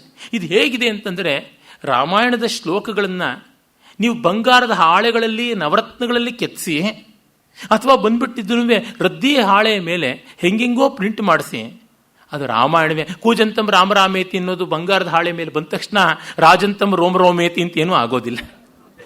ಅಂದರೆ ಯಾವುದಕ್ಕೆ ಎಲ್ಲಿ ವ್ಯತ್ಯಾಸ ಅನ್ನೋದನ್ನು ಕಂಡುಕೊಳ್ಳದೆ ಏನೇನೋ ಅವಿವೇಕಗಳನ್ನು ನಡೆಸ್ಕೊಂಡು ಹೋಗ್ತಾರಲ್ಲ, ಇದು ಕಂಡಾಗ ನಮಗೆ ಗೊತ್ತಾಗುತ್ತದೆ ಇಲ್ಲಿ ಇರುವ ಭಾವ ಎಂಥದ್ದು. ಇಂದ್ರಜಿತ್ತು ಇಷ್ಟು ದೊಡ್ಡ ಜಿತೇಂದ್ರಿಯ, ಕೃತಸಂಕಲ್ಪನಾದವನು, ಮಹಾಪರಾಕ್ರಮಿ, ಮಂತ್ರಸಿದ್ಧ. ಅವನ ತಪಸ್ಸಿಗೆ ಸಂಯಮ ಇಲ್ಲದೆ ಆಗುತ್ತದೆಯಾ? ರಾವಣಾಸುರನಾದ್ರು ತಪಸ್ಸು ಮಾಡಬೇಕು ಅಂದರೆ ಆಸನ ಶುದ್ಧಿ ಎಲ್ಲ ಬೇಡವೆ? ಅದೆಲ್ಲ ಇದ್ದು ಹಾಳಾದರಲ್ಲ. ಇಂದ್ರಜಿತ್ತು ಸ್ತ್ರೀಯರನ್ನೇ ಕಣ್ಣೆತ್ತಿ ನೋಡದೆ ತನ್ನ ಪತ್ನಿ ಯಾವಳಿದ್ದಳು ಸುಲೋಚನೆ, ಅವಳನ್ನು ಮಾತ್ರ ನೆಚ್ಚಿಕೊಂಡವನು. ಅವನಿಗೂ ಸ್ತ್ರೀತ್ವದ ಬಗ್ಗೆ ಗೌರವ ಬರಲಿಲ್ವೇ? ಏನು ದುರಂತ! ತನ್ನ ತಾಯಿಗೆ ಸವತೀರ್ ಮೇಲೆ ಸವತೀರ್ ಬರ್ತಾ ಇದ್ದರೆ ಮಗನ ಹತ್ರ ಅವಳು ಹತ್ಕೊಳ್ಳದೆ ಇರ್ತಾಳ ಮಂಡೋದರಿ ಪಾಪ. ಅವನ ಹೆಂಡತಿಯಾದರೂ ಸುಲೋಚನೆ ಒಂದಲ್ಲ ಒಂದು ಬಾರಿ, ಅಯ್ಯೋ ನಿಮ್ಮ ಅಮ್ಮನ ಸಂಕಟ ನೋಡಿದ್ರೆ ನನಗೆ ಚಿಂತೆ ಆಗುತ್ತೆ ಅಂತ ಹೇಳಿರ್ಲಾಳಲ್ಲ. ಅದು ಕಿವುಡುಗೇಳುವಂಥ ಬುದ್ಧಿ ಇತ್ತು ಅಂದರೆ ಎಷ್ಟೋ ಬಾರಿ ಸಂಯಮಿಗಳಿಗೆ ಅಂಧತ್ವವೂ ಬಂದುಬಿಡುತ್ತೆ. ಅವರ ಸಂಯಮದ ಅಹಂಕಾರ ಎಷ್ಟೋ ಬಾರಿ ವಾಸ್ತವವನ್ನು ಕಾಣದಂತೆ ಮಾಡಿಬಿಡುತ್ತೆ. ಹೆಣ್ಣು ಅಂದರೆ ಮನುಷ್ಯ ವ್ಯಕ್ತಿತ್ವವೇ ಅಲ್ಲ ಅನ್ನೋ ಭಾವ ಇದ್ದಿರಬೇಕು. ಇಟ್ಸ್ ಎ ಕಮಾಡಿಟಿ ಅನ್ನೋ ಭಾವ ಇದ್ದಿರಬೇಕು. ರಾಮ ಎಂದೂ ಹಾಗೆ ಭಾವಿಸಲಿಲ್ಲ, ಲಕ್ಷ್ಮಣ ಎಂದೂ ಹಾಗೆ ಭಾವಿಸಲಿಲ್ಲ, ಹನುಮಂತ ಎಂದೂ ಹಾಗೆ ಭಾವಿಸಲಿಲ್ಲ. ಆದರೆ ರಾವಣ ಭಾವಿಸಿದ್ದ, ಕುಂಭಕರ್ಣ ಭಾವಿಸಿದ್ದ, ಇಂದ್ರಜಿತ್ತು ಭಾವಿಸಿದ್ದ. ಇಲ್ಲಿಯ ನಾಯಕರ ವರ್ತನೆ ಹೇಗಿತ್ತು ಅಂತ ನೋಡಿದ್ರೆ ನಮ್ಗೆ ಗೊತ್ತಾಗುತ್ತದೆ. ಭಗವಾನ್ ಶ್ರೀಕೃಷ್ಣ ಎಂದಾದರೂ ಸ್ತ್ರೀಯರನ್ನು ಅಗ್ಗವಾಗಿ ಕಂಡನೆ? ಎಂದೆಂದಿಗೂ ಇಲ್ಲ. ಈ ದೃಷ್ಟಿ ನಮಗೆ ಮುಖ್ಯವಾಗಿ ಬೇಕಾದದ್ದು. ಇವರಿಗೆ ಆ ವಾಸ್ತವ ದೃಷ್ಟಿ, ಸತ್ಯ ದೃಷ್ಟಿ ಕಾಣದೆ ಹೋಯಿತು ಅಂತ. ಇದನ್ನು ಕಂಡಾಗ ನಮಗೆ ರಾಮಾಯಣ ರೆಲೆವೆಂಟ್ ಆಗುತ್ತೆ. ಇಲ್ಲದೇ ಇದ್ರೆ ನೀವು ಯಾವ ಪುಷ್ಪಕ ವಿಮಾನವೂ ಇಲ್ಲ, ಇರೋದಿಲ್ಲ. ಅದು ಕವಿಕಲ್ಪನೆ. ವಾಲ್ಮೀಕಿಯ ಕವಿಕಲ್ಪನೆಯನ್ನು ಅಗ್ಗ ಮಾಡಬೇಡಿ, ಯಾವುದೋ ಇದ್ದ ಪುಷ್ಪಕ ವಿಮಾನ ವರ್ಣಿಸಿದ್ರು ಅಂತ. ಅವ್ರದ್ದೇನು ಅಷ್ಟು ಚೀಪಾದದ್ದ ಕವಿ ಪ್ರತಿಭೆ, 3 ಲೋಕಗಳನ್ನು ದಾಪಿಡತಕ್ಕಂಥದ್ದು. ನಾನು ಹೇಳ್ತೀನಿ, ಪುಷ್ಪಕ ವಿಮಾನ ವರ್ಣನೆಯ ಸರ್ಗವೇ ಪ್ರಕ್ಷಿಪ್ತ. ಅಷ್ಟೇಕೆ ಪುಷ್ಪಕ ವಿಮಾನವನ್ನು ತಂದು ಅದರಲ್ಲಿ ಕೂತು ಸೀತೆಯನ್ನು ಹೊತ್ತುಕೊಂಡು ಹೋದ ಅಂತಂತೆ ಬರೋದಿಲ್ಲ. ಪುಷ್ಪಕ ವಿಮಾನದಲ್ಲಿ ಮಾರೀಚನ ನೋಡ್ದ ಅಂತಿದೆ. ಅರೆ, ಸೀತೆಯನ್ನು ಹೊತ್ತುಕೊಂಡು ಆಕಾಶದಲ್ಲಿ ಹೋದಾಗ ಅವನು ಬರಿಗೈನಲ್ಲಿ ಸೀತೆಯನ್ನು ಬರಸೆಳೆದುಕೊಂಡು ಹೋಗಿದ್ದೇ ಗೊತ್ತಾಗುತ್ತದೆ. ಅದನ್ನು ಓದಿದಾಗ ನಮಗೆ ಸ್ಪಷ್ಟವಾಗಿ ತಿಳಿಯುವಂಥದ್ದು. ಹೀಗಾಗಿ ಪುಷ್ಪಕ ವಿಮಾನದ ಬಗ್ಗೆ ನಮ್ಮ ತಲೆ ಕೆಡಿಸ್ಕೊಂಡ್ರೆ ನಮ್ಮ ತಲೆ ಇಲ್ಲವಾಗುತ್ತೆ ಅಷ್ಟೇ. ವಾಲ್ಮೀಕಿ ರಾಮಾಯಣದಲ್ಲಿ ಕಾಣಬೇಕಾದದ್ದು ಬೇರೆ. ಒಂದು ಪಕ್ಷ ಇದೆಲ್ಲ ಖಾಲಿ ಮಾಡಿದ್ಮೇಲೆ ಬೇಕಾದ್ರೆ ಪುಷ್ಪಕ ವಿಮಾನಕ್ಕೂ ಹೋಗಿ, ಬೇಕಾದ್ರೆ ದಾಸವಾಳದ ವಿಮಾನಕ್ಕೂ ಹೋಗಿ, ಡೇರಾ, ಸೂರ್ಯಕಾಂತಿ ಯಾವ್ಯಾವ ವಿಮಾನಕ್ಕೂ ಬೇಕಾದ್ರೂ ಹೋಗ್ಬೋದು. ಅಂದರೆ ಇದನ್ನು ಕಂಡು can we exhaust the emotional content, can we exhaust the value of it, can we exhaust the real human drama in it? ಅದು ಬಹಳ ಮುಖ್ಯ. ಅದನ್ನು ಕಂಡಾಗ ನಮಗೆ ಗೊತ್ತಾಗುತ್ತದೆ ನಿತ್ಯದ ಬದುಕಿನ ಪಾಠ ಅಲ್ಲಿದೆ. ಇಷ್ಟು ದೊಡ್ಡದಾದದ್ದು, ಇಷ್ಟೆಲ್ಲ ಬಲಶಾಲಿಗಳಾಗಿದ್ದವರು ವ್ಯಕ್ತಿಗಳ ವಿಷಯಕ್ಕೆ ಬಂದಾಗ, ಮಾನವೀಯ ಮೌಲ್ಯಗಳ ವಿಷಯಕ್ಕೆ ಬಂದಾಗ ಹೇಗೆ ಕುರುಡಾಗ್ತಾರೆ, ಕೆಲವರು ಹೇಗೆ ದೊಡ್ಡವರಾಗ್ತಾರೆ ಅಂತನ್ನುವುದನ್ನು ಕಾಣ್ತೀವಿ. ಮಕರಾಕ್ಷಂ ಹತಂ ಶ್ರುತ್ವ ರಾವಣ ಸಮಿತಿಂಜಯ ಕ್ರೋಧೇನ ಮಹತಾವಿಷ್ಟೋ ದಂತಾನ್ ಕಟಕಟಾಪಯನ್. ಅದೊಂದು ನುಡಿಗಟ್ಟು. ಕಟಕಟಾಯಪಯನ್, ಕಟಕಟ ಅಂತ ಹಲ್ಲನ್ನು ಕಡಿದು, ಅದು ಒಂದು ಅನುಕರಣ ಶಬ್ದ. ಶಿರಸ್ತೆ ಮಡಮಡಾಯಿಷ್ಯಾಮಿ ಅಂತಕ್ಕಂಥದ್ದು. ಗುಲುಗುಧಾ ಕರೋತಿ, ಚಕ್ಕಳುಗುಲಿ ಇಡೋದಕ್ಕೆ ಸಂಸ್ಕೃತದಲ್ಲಿ ಗುಲುಗುಧಾ ಕರೋತಿ ಅಂತ. ತುಂಬ ಕಾಲ ಈ ಪದಕ್ಕೆ ಹುಡುಕ್ತಾ ಇದ್ದೆ ನಾನು. ನೋಡಿ, ಸಂಸ್ಕೃತ ದೇವಭಾಷೆ ಅಂತಂದರೆ ಅಲ್ಲಿ ದಿವ್ಯವಾದದ್ದನ್ನೇ ಹೇಳ್ಬೋದು. ನಮ್ಮ ಆರ್ಡಿನರಿ ನಿತ್ಯ ವ್ಯವಹಾರಕ್ಕೆ ಬೇಕು ಅನ್ನೋ ಪದಗಳು ಎಷ್ಟೋ ಬಾರಿ ಸಿಗೋದಿಲ್ಲ. ಸಮುದ್ರದ ನಂಟಸ್ತನ, ನೀರಿಗೆ ಬಡತನ ಅಂತ ಆಗಿಬಿಡುತ್ತೆ. ಏನೋ ಒಂದು ಕತೆ ಬರಿಬೇಕು, ಕಾದಂಬರಿ ಬರಿಬೇಕು ಅಂದರೆ ಸಂಸ್ಕೃತದಲ್ಲಿ ಪರಮ ಕಷ್ಟ. ನೀವು ಯಾವುದೋ ಒಂದು ಅಲೌಕಿಕವಾದ ಕಾವ್ಯ ಬರಿತೀವಿ ಅಂತಂದರೆ ಬೇಕಾದಂಗೆ ಇಂದ್ರನ ಮೇಲೆ ವಿಜಯ, ಚಂದ್ರನ ಮೇಲೆ ವಿಜಯ, ಬೇಕಾದಂಗೆ ಬರಿಬೋದು. ಒಂದು ಶಾರ್ದೂಲ, ಒಂದು ಮತ್ತೇಬ, ಒಂದು ಸೃಗ್ಧರ, ಒಂದು ಮಹಾಸೃಗ್ಧರ ಅಂತ ಚಚ್ಚಿ ಬಿಸಾಡ್ಬೋದು. ಇದಕ್ಕೆ ಬಹಳ ಕಷ್ಟವಾಗಿಬಿಡ್ತದೆ. ವಾಲ್ಮೀಕಿಗಳು ಅಂಥದ್ದು ಎಷ್ಟು ಸೊಗಸಾಗಿ ಕೊಡ್ತಾರೆ. ಕಟಕಟಾಪಯನ್, ಹಲ್ಲನ್ನು ಕಟಕಟ ಅಂತ ಅನ್ನೋದು ನಾವು ಕಚ್ಚಿದಾಗ ಕಟಕಟಾಪನ, ಅದೇ ಗಡಗಡ ಅಂತ ನಡುಗದ್ರೆ ಚಳಿಗೆ ಅದು ದಂತವೀಣಾವಾದನ ಅಂತ ಪಂಚತಂತ್ರದಲ್ಲಿ ಬರುತ್ತದೆ. ಎಷ್ಟು ಸುಂದರವಾದ ಇಡಿಯಂ. ಸಮಿತಿಂಜಯ, ಅಲುಕ್ ಸಮಾಸ. ಸಮಿತಿ ಅಂತಂದರೆ ಯುದ್ಧ ಅಂತಲೂ ಅರ್ಥ. ಎಷ್ಟೋ ಸಮಿತಿಗಳು ಯುದ್ಧವೇ ಆಗಿರುತ್ತವೆ. ಸಮಿತಿಂಜಯ, ರಿಪುಂಜಯ, ಸಮರಂಜಯನಾಗಿರ್ತಕ್ಕಂಥವನು ದಂತಾನ್ ಕಟಕಟಾಪಯನ್, ಹಲ್ಲುಗಳನ್ನು ಕಡಿಯುತ್ತಾ ಇಲ್ಲ, ಹೇಗಾದರೂ ಆಗಲಿ ಯುದ್ಧ ಮಾಡಬೇಕು ಅಂತ ಇಂದ್ರಜಿತ್ತನ್ನು ಕಳಿಸ್ತಾನೆ.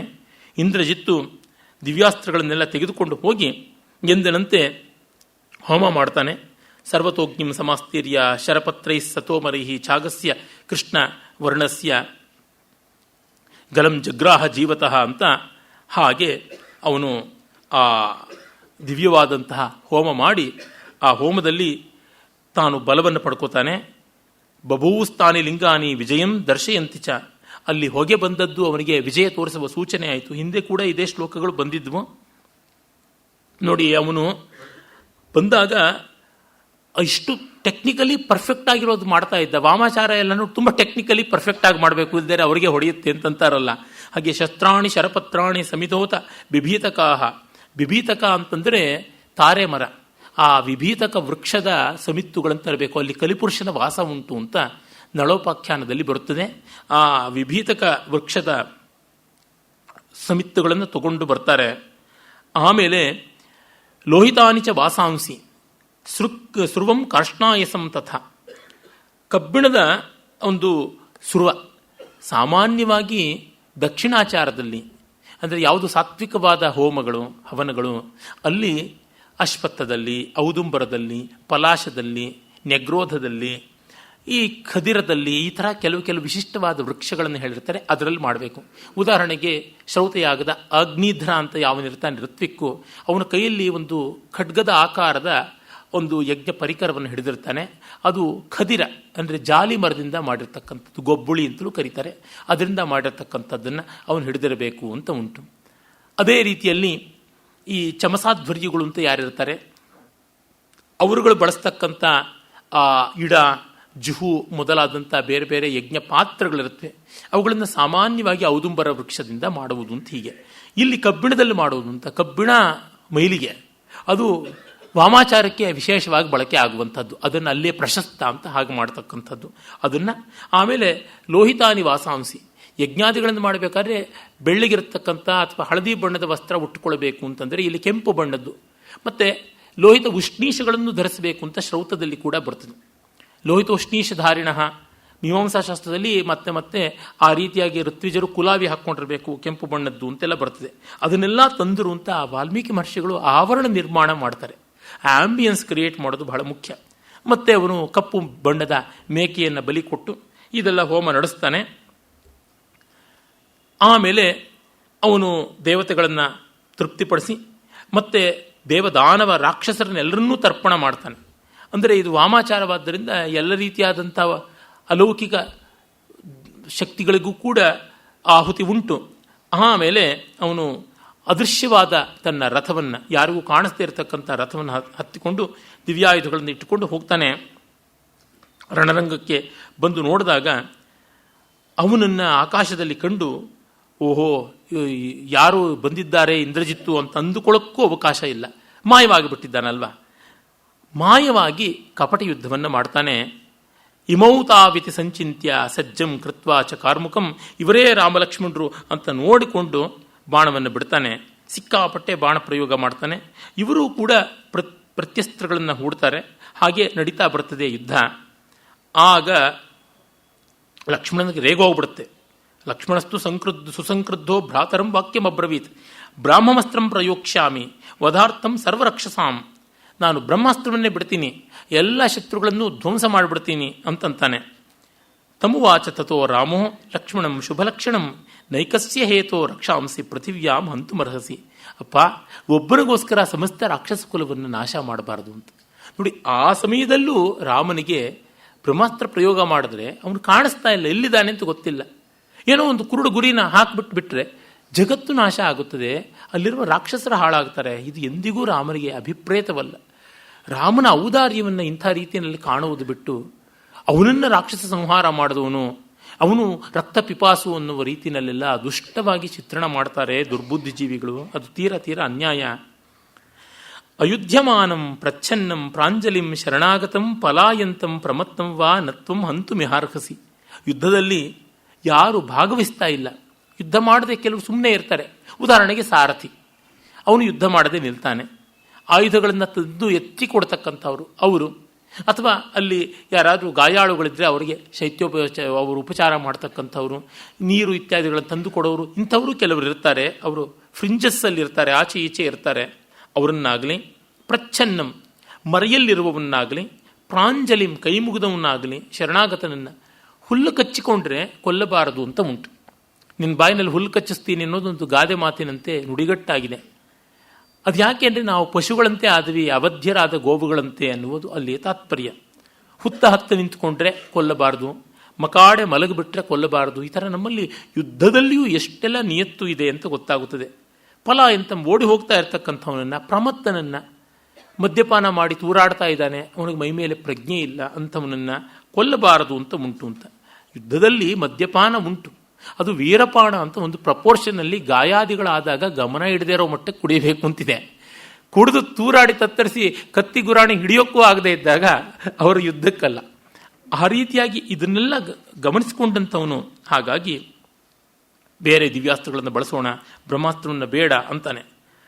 ಆಗ ಇಂದ್ರಜಿತ್ತು ಊಹೆ ಮಾಡ್ಕೋತಾರೆ, ಓಹೋ ಇವರು ನನ್ನನ್ನು ಬಿಡೋದಿಲ್ಲ, ಅದಕ್ಕೋಸ್ಕರವಾಗಿ ನಾನು ಇನ್ನೂ ದಿವ್ಯ ಶಸ್ತ್ರ ಸಂಪನ್ನನಾಗಬೇಕು ಅಂತ ಹೇಳಿ ಇವರನ್ನ ಡಿಮಾರಲೈಸ್ ಮಾಡಬೇಕು, ಇವರ ಮನಸ್ಸನ್ನು ಕಂಗೆಡಿಸಬೇಕು ಅಂತಂದುಕೊಂಡು ಅವನು ತತ್ಕ್ಷಣವೇನೆ ಸಹ ಅನುಸ್ಮೃತ್ಯ ವಧಂ ತೇಷಾಂ ರಾಕ್ಷಸಾನಾಂ ತರಸ್ವಿನಾಂ ಕ್ರೋಧ ತಾಮ್ರೇಕ್ಷಣ ಶೂರೋ ನಿರ್ಜಗಾಮ ಮಹಾದ್ಯುತಿ, ಲಂಕೆಗೆ ಹೊರಟೋಗ್ಬಿಡ್ತಾನೆ.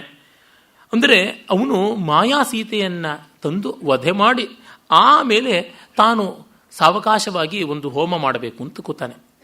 ಕಾರಣ ಇಷ್ಟೇ, ಮಾಯಾಸೀತೆಯ ವಧೆ ಆದಾಗ ರಾಮಲಕ್ಷ್ಮಣರು ಕುಗ್ಗಿ ಹೋಗ್ತಾರೆ. ಯಾರಿಗಾಗಿ ಯುದ್ಧ ಮಾಡ್ತಾ ಇದ್ದೀವೋ ಆಕೆಯೇ ಇಲ್ಲ ಅಂದರೆ ಇನ್ನೇನು ಅಂತ. ಆ ಸಂದರ್ಭದಲ್ಲಿ ಸಮಯವನ್ನು ಸಾಧಿಸಿ ಕೊಲ್ಲಬೇಕು ಅಂತ ಅಂದುಕೊಂಡು ಇಂದ್ರಜಿತ್ತು ಬಲೆ ಸ್ಥಾಪ್ಯ ಸಂಸ್ಥಾಪ್ಯ ಅಂತಿರಬೇಕು ಲೆಬಂತ ರೂಪ, ಉಪಸರ್ಗ ಬೇಕಿತ್ತು.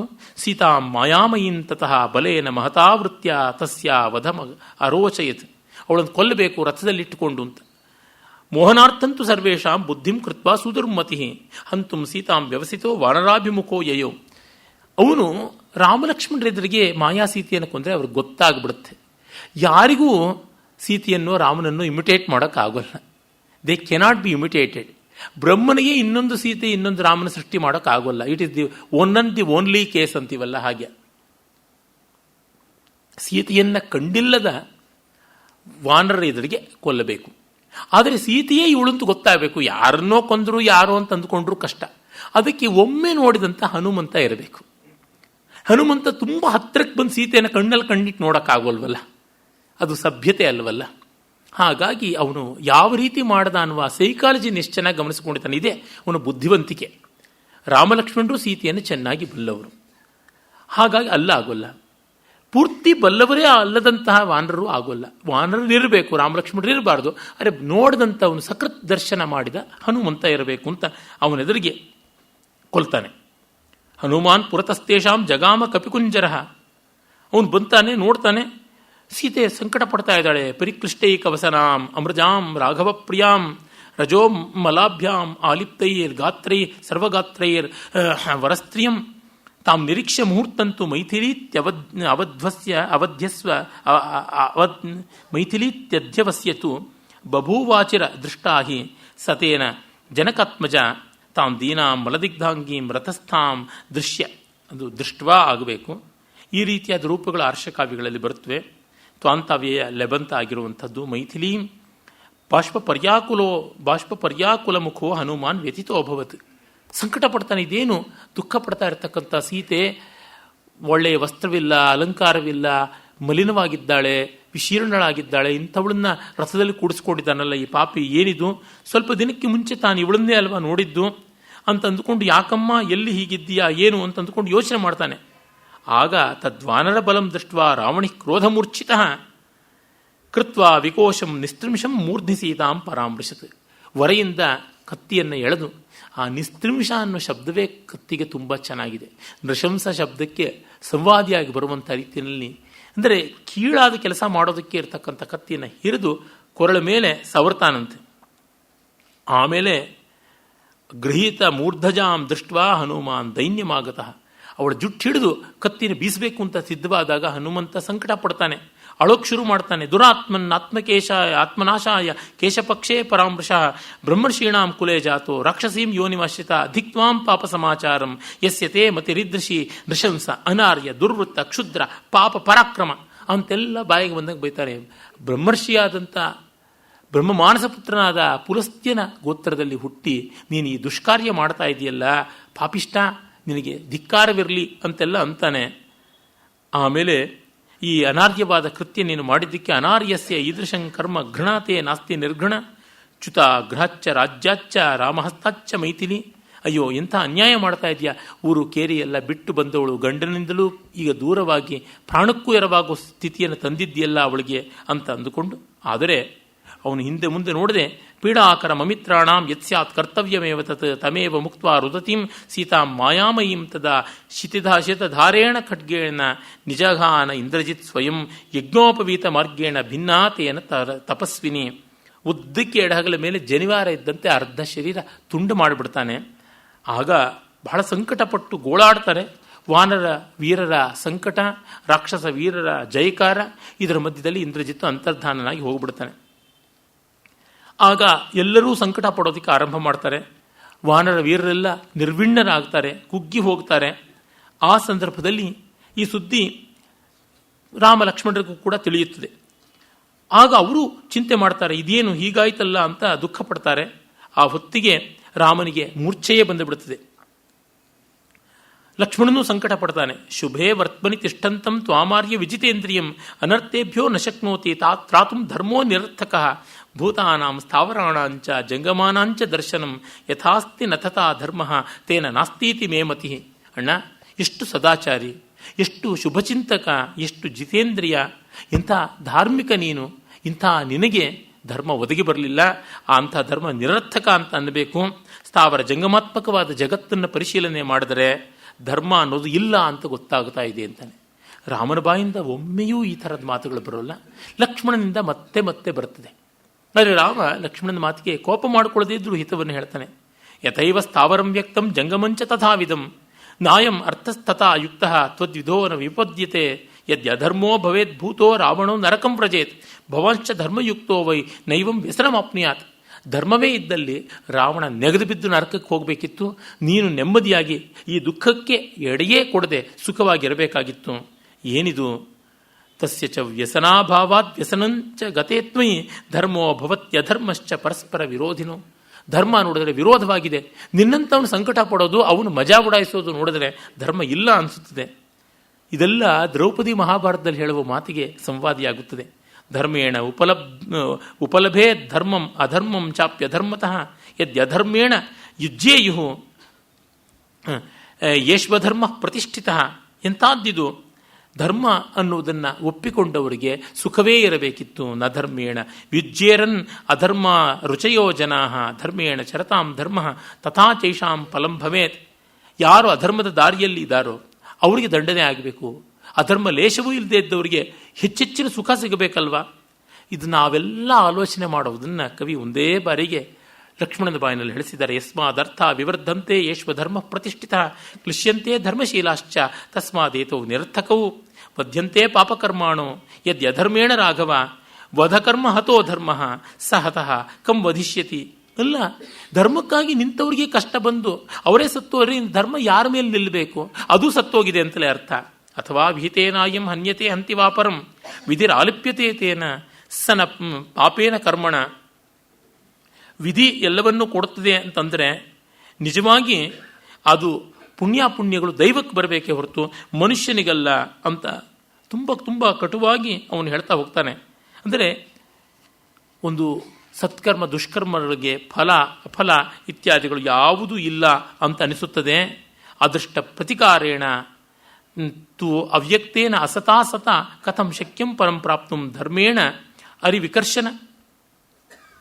ಕರ್ಮದಿಂದ ಅದೃಷ್ಟ ಅಂತನ್ನುವುದು ಒಂದು ಗುಣವಿಶೇಷ ಇದೆ ಅಂತ ಮೀಮಾಂಸಕರು ಹೇಳ್ತಾರೆ. ಆ ಅದೃಷ್ಟವೇ ಕರ್ಮಫಲವನ್ನು ಕೊಡುತ್ತದೆ ಅಂತ. ನಾವು ಲೋಕರೂಢಿಯಲ್ಲಿ ಹೇಳುವ ಅದೃಷ್ಟ ಅಂತ ಅಲ್ಲ, ಆದರೆ ಅದಕ್ಕೂ ಇದಕ್ಕೂ ಸಂಬಂಧ ಇದೆ. ಮೀಮಾಂಸಕರ ಪ್ರಕಾರ, ಅಂದರೆ ಪೂರ್ವಮೀಮಾಂಸಕರ ಪ್ರಕಾರ ಕರ್ಮಗಳನ್ನು ಆಚರಣೆ ಮಾಡಬೇಕು, ಶ್ರೌತಾದಿ ಕರ್ಮಗಳನ್ನು ಮಾಡಬೇಕು. ಅಲ್ಲಿ ಅದೃಷ್ಟ ಅನ್ನುವುದು ನಾವು ಕಾಣದ್ದು ಫಲವನ್ನು ಕೊಡುತ್ತದೆ ಅಂತ. ಹಾಗೇನಾದ್ರು ಇದ್ದರೆ ಬರಬೇಕಿತ್ತಲ್ಲ ಅದರ ಮೂಲಕ. ಯದಿ ಸತ್ಸ್ಯಾತ್ ಸತಾಂ ಮುಖ್ಯ ನಾಸತ್ ಸ್ಯಾತ್ತವ ಕಿಂಚನ ತ್ವಯಾ ಯದೀದೃಶಂ ಪ್ರಾಪ್ತಂ ತಸ್ಮಾತ್ ಸನ್ನೋಪಪದ್ಯತೆ. ಸತ್ ಒಳ್ಳೆಯದು ಅನ್ನೋದು ಇದ್ದಲ್ಲಿ ನಿನಗೆ ಈ ಥರ ಆಗಬೇಕಾಗಿತ್ತು. ನಿನಗೆ ಹೀಗೆಲ್ಲ ಅನ್ಯಾಯ ಆಗೋದ್ರಿಂದ ಆ ಒಳಿತು ಅನ್ನೋದು ಇಲ್ಲವೇ ಇಲ್ಲ. ಆತ್ಯಂತಿಕವಾದ ಮಂಗಳ, ಅದನ್ನು ನಿಶ್ರೇಯಸ್ ಅಂತಾರೆ, ಅದು ಇಲ್ಲ. ಅಥವಾ ದುರ್ಬಲ ಕ್ಲೀಬೋ ಬಲಂ ಧರ್ಮೋನುವರ್ತತೆ ದುರ್ಬಲೋ ಹೃತಮರ್ಯಾದೋ ನ ಸೇವ್ಯ ಇತಿ ಮೇ ಮತಿ. ಅಥವಾ ದುರ್ಬಲರು ಮಾತ್ರ ಧರ್ಮವನ್ನು ಕಾಪಾಡ್ತಾರೆ. ದುರ್ಬಲ ಕ್ಲೀಬ ಬಲಂ ಧರ್ಮೋನುವರ್ತತೆ. ಅವನು ಆಗ ಬಲಂ ಧರ್ಮೋನುವರ್ತತೆ, ಬಲವನ್ನು ಧರ್ಮ ಹಿಂಬಾಲಿಸಬೇಕಾಗುತ್ತದೆ ಅಂತ ಅನಿಸುತ್ತದೆ. ದುರ್ಬಲರ ಯಾವ ಧರ್ಮವನ್ನು ಹಿಂಬಾಲಿಸೋದು ಅದು ಪ್ರಯೋಜನವಿಲ್ಲ. ದುರ್ಬಲೋ ಹೃತಮರ್ಯಾದೋ ನ ಸೇವ್ಯ ಇತಿ ಮೇ ಮತಿ. ಅಂತಹ ಸಂದರ್ಭದಲ್ಲಿ ದುರ್ಬಲರಿಗಾಗುವ ಧರ್ಮ ದುರ್ಬಲವೇ ಆಗಿ ಅದು ನಮಗೆ ಸೇವನೆಗೆ ಅರ್ಹವಲ್ಲ ಅಂತ ಗೊತ್ತಾಗುತ್ತದೆ.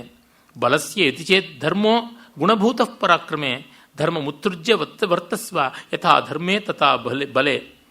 ಇನ್ನು ಪೌರುಷವೇ ಎಲ್ಲವನ್ನು ಕೊಡೋದಾದರೆ, ಅದನ್ನು ಬಲವನ್ನೇ ಧರ್ಮ ಹಿಂಬಾಲಿಸುತ್ತೆ ಅನ್ನೋದಾದರೆ ಬಲವನ್ನೇ ನೀನು ಹಿಂಬಾಲಿಸು, ಆಗ ಧರ್ಮವೂ ನಿನ್ನನ್ನು ಹಿಂಬಾಲಿಸುತ್ತೆ. ಇಲ್ಲ ಧರ್ಮವನ್ನು ತಳ್ಳಿ ಬರೀ ಪೌರುಷವನ್ನು ಮಾತ್ರ ಇಟ್ಕೋ. ಅಥ ಚೇತ್ ಸತ್ಯವಚನಂ ಧರ್ಮ ಕಿಲ ಪರಂತಪ ಅನೃತಸ್ತ್ವಯ್ಯ ಕರುಣ ಕಿಂ ನ ಬದ್ಧಸ್ತ್ವಯಾಪಿತ. ನೀನು ಈ ಧರ್ಮ ಅಂತ ಅನ್ನೋದನ್ನು ಅಂಟಿಕೊಂಡಿದ್ದರಿಂದಾನೇ ನಿನಗೆ ಅನ್ಯಾಯವಾಯಿತು. ಅಪ್ಪನೇ ಅನ್ಯಾಯ ಮಾಡ್ದ. ನಿನಗೆ ಪಟ್ಟಾಭಿಷೇಕ ಮಾಡ್ತೀನಿ ಅಂತ ನಮ್ಮ ಅಪ್ಪನೇ ಸುಳ್ಳು ಹೇಳ್ದ. ಅಪ್ಪನೇ ವಂಚಕನಾದ. ನೀನು ಅವನ ಮಾತು ಕೇಳ್ಕೊಂಡು ಕಾಡಿಗೆ ಬಂದೆ. ಹಾಗೆ ಬಂದಿದ್ರಿಂದಲೇ ಸಮಸ್ಯೆ ಆದದ್ದು. ಯದಿ ಧರ್ಮೋ ಭವೇದ್ ಭೂತಃ ಅಧರ್ಮೋ ವಾ ಪರಂತಪ ನಸ್ಮಹತ್ವ ಮುನಿಂ ವಜ್ರೀ ಕುರ್ಯಾದಿಜ್ಯಾಂ ಶತಕ್ರತು. ಏನಾದರೂ ಧರ್ಮ ಅನ್ನೋದೇ ದೊಡ್ಡದಾಗಿದ್ದಲ್ಲಿ ಇಂದ್ರ ವಿಶ್ವರೂಪ ಅಂತಕ್ಕಂಥ ತ್ರಿಶಿರಸ್ಕ ಆ ಒಬ್ಬ ರಾಕ್ಷಸ ಕುಲಕ್ಕೆ ಮತ್ತು ದೇವಕುಲಕ್ಕೆ ಉಭಯತಾ ಸಂದಿದ್ದ ದ್ವಾಮುಷ್ಯಾಯಣ ಒಬ್ಬ ಋಷಿ ಇದ್ದ. ಅವನು ತ್ವಷ್ಟ ಪ್ರಜಾಪತಿಯ ಮಗ. ಅವನನ್ನು ಕೊಲ್ತಾ ಇರಲಿಲ್ಲ, ಅವನು ಕೊಂದು ಬಚಾವಾಗ್ತಾ ಇರಲಿಲ್ಲ.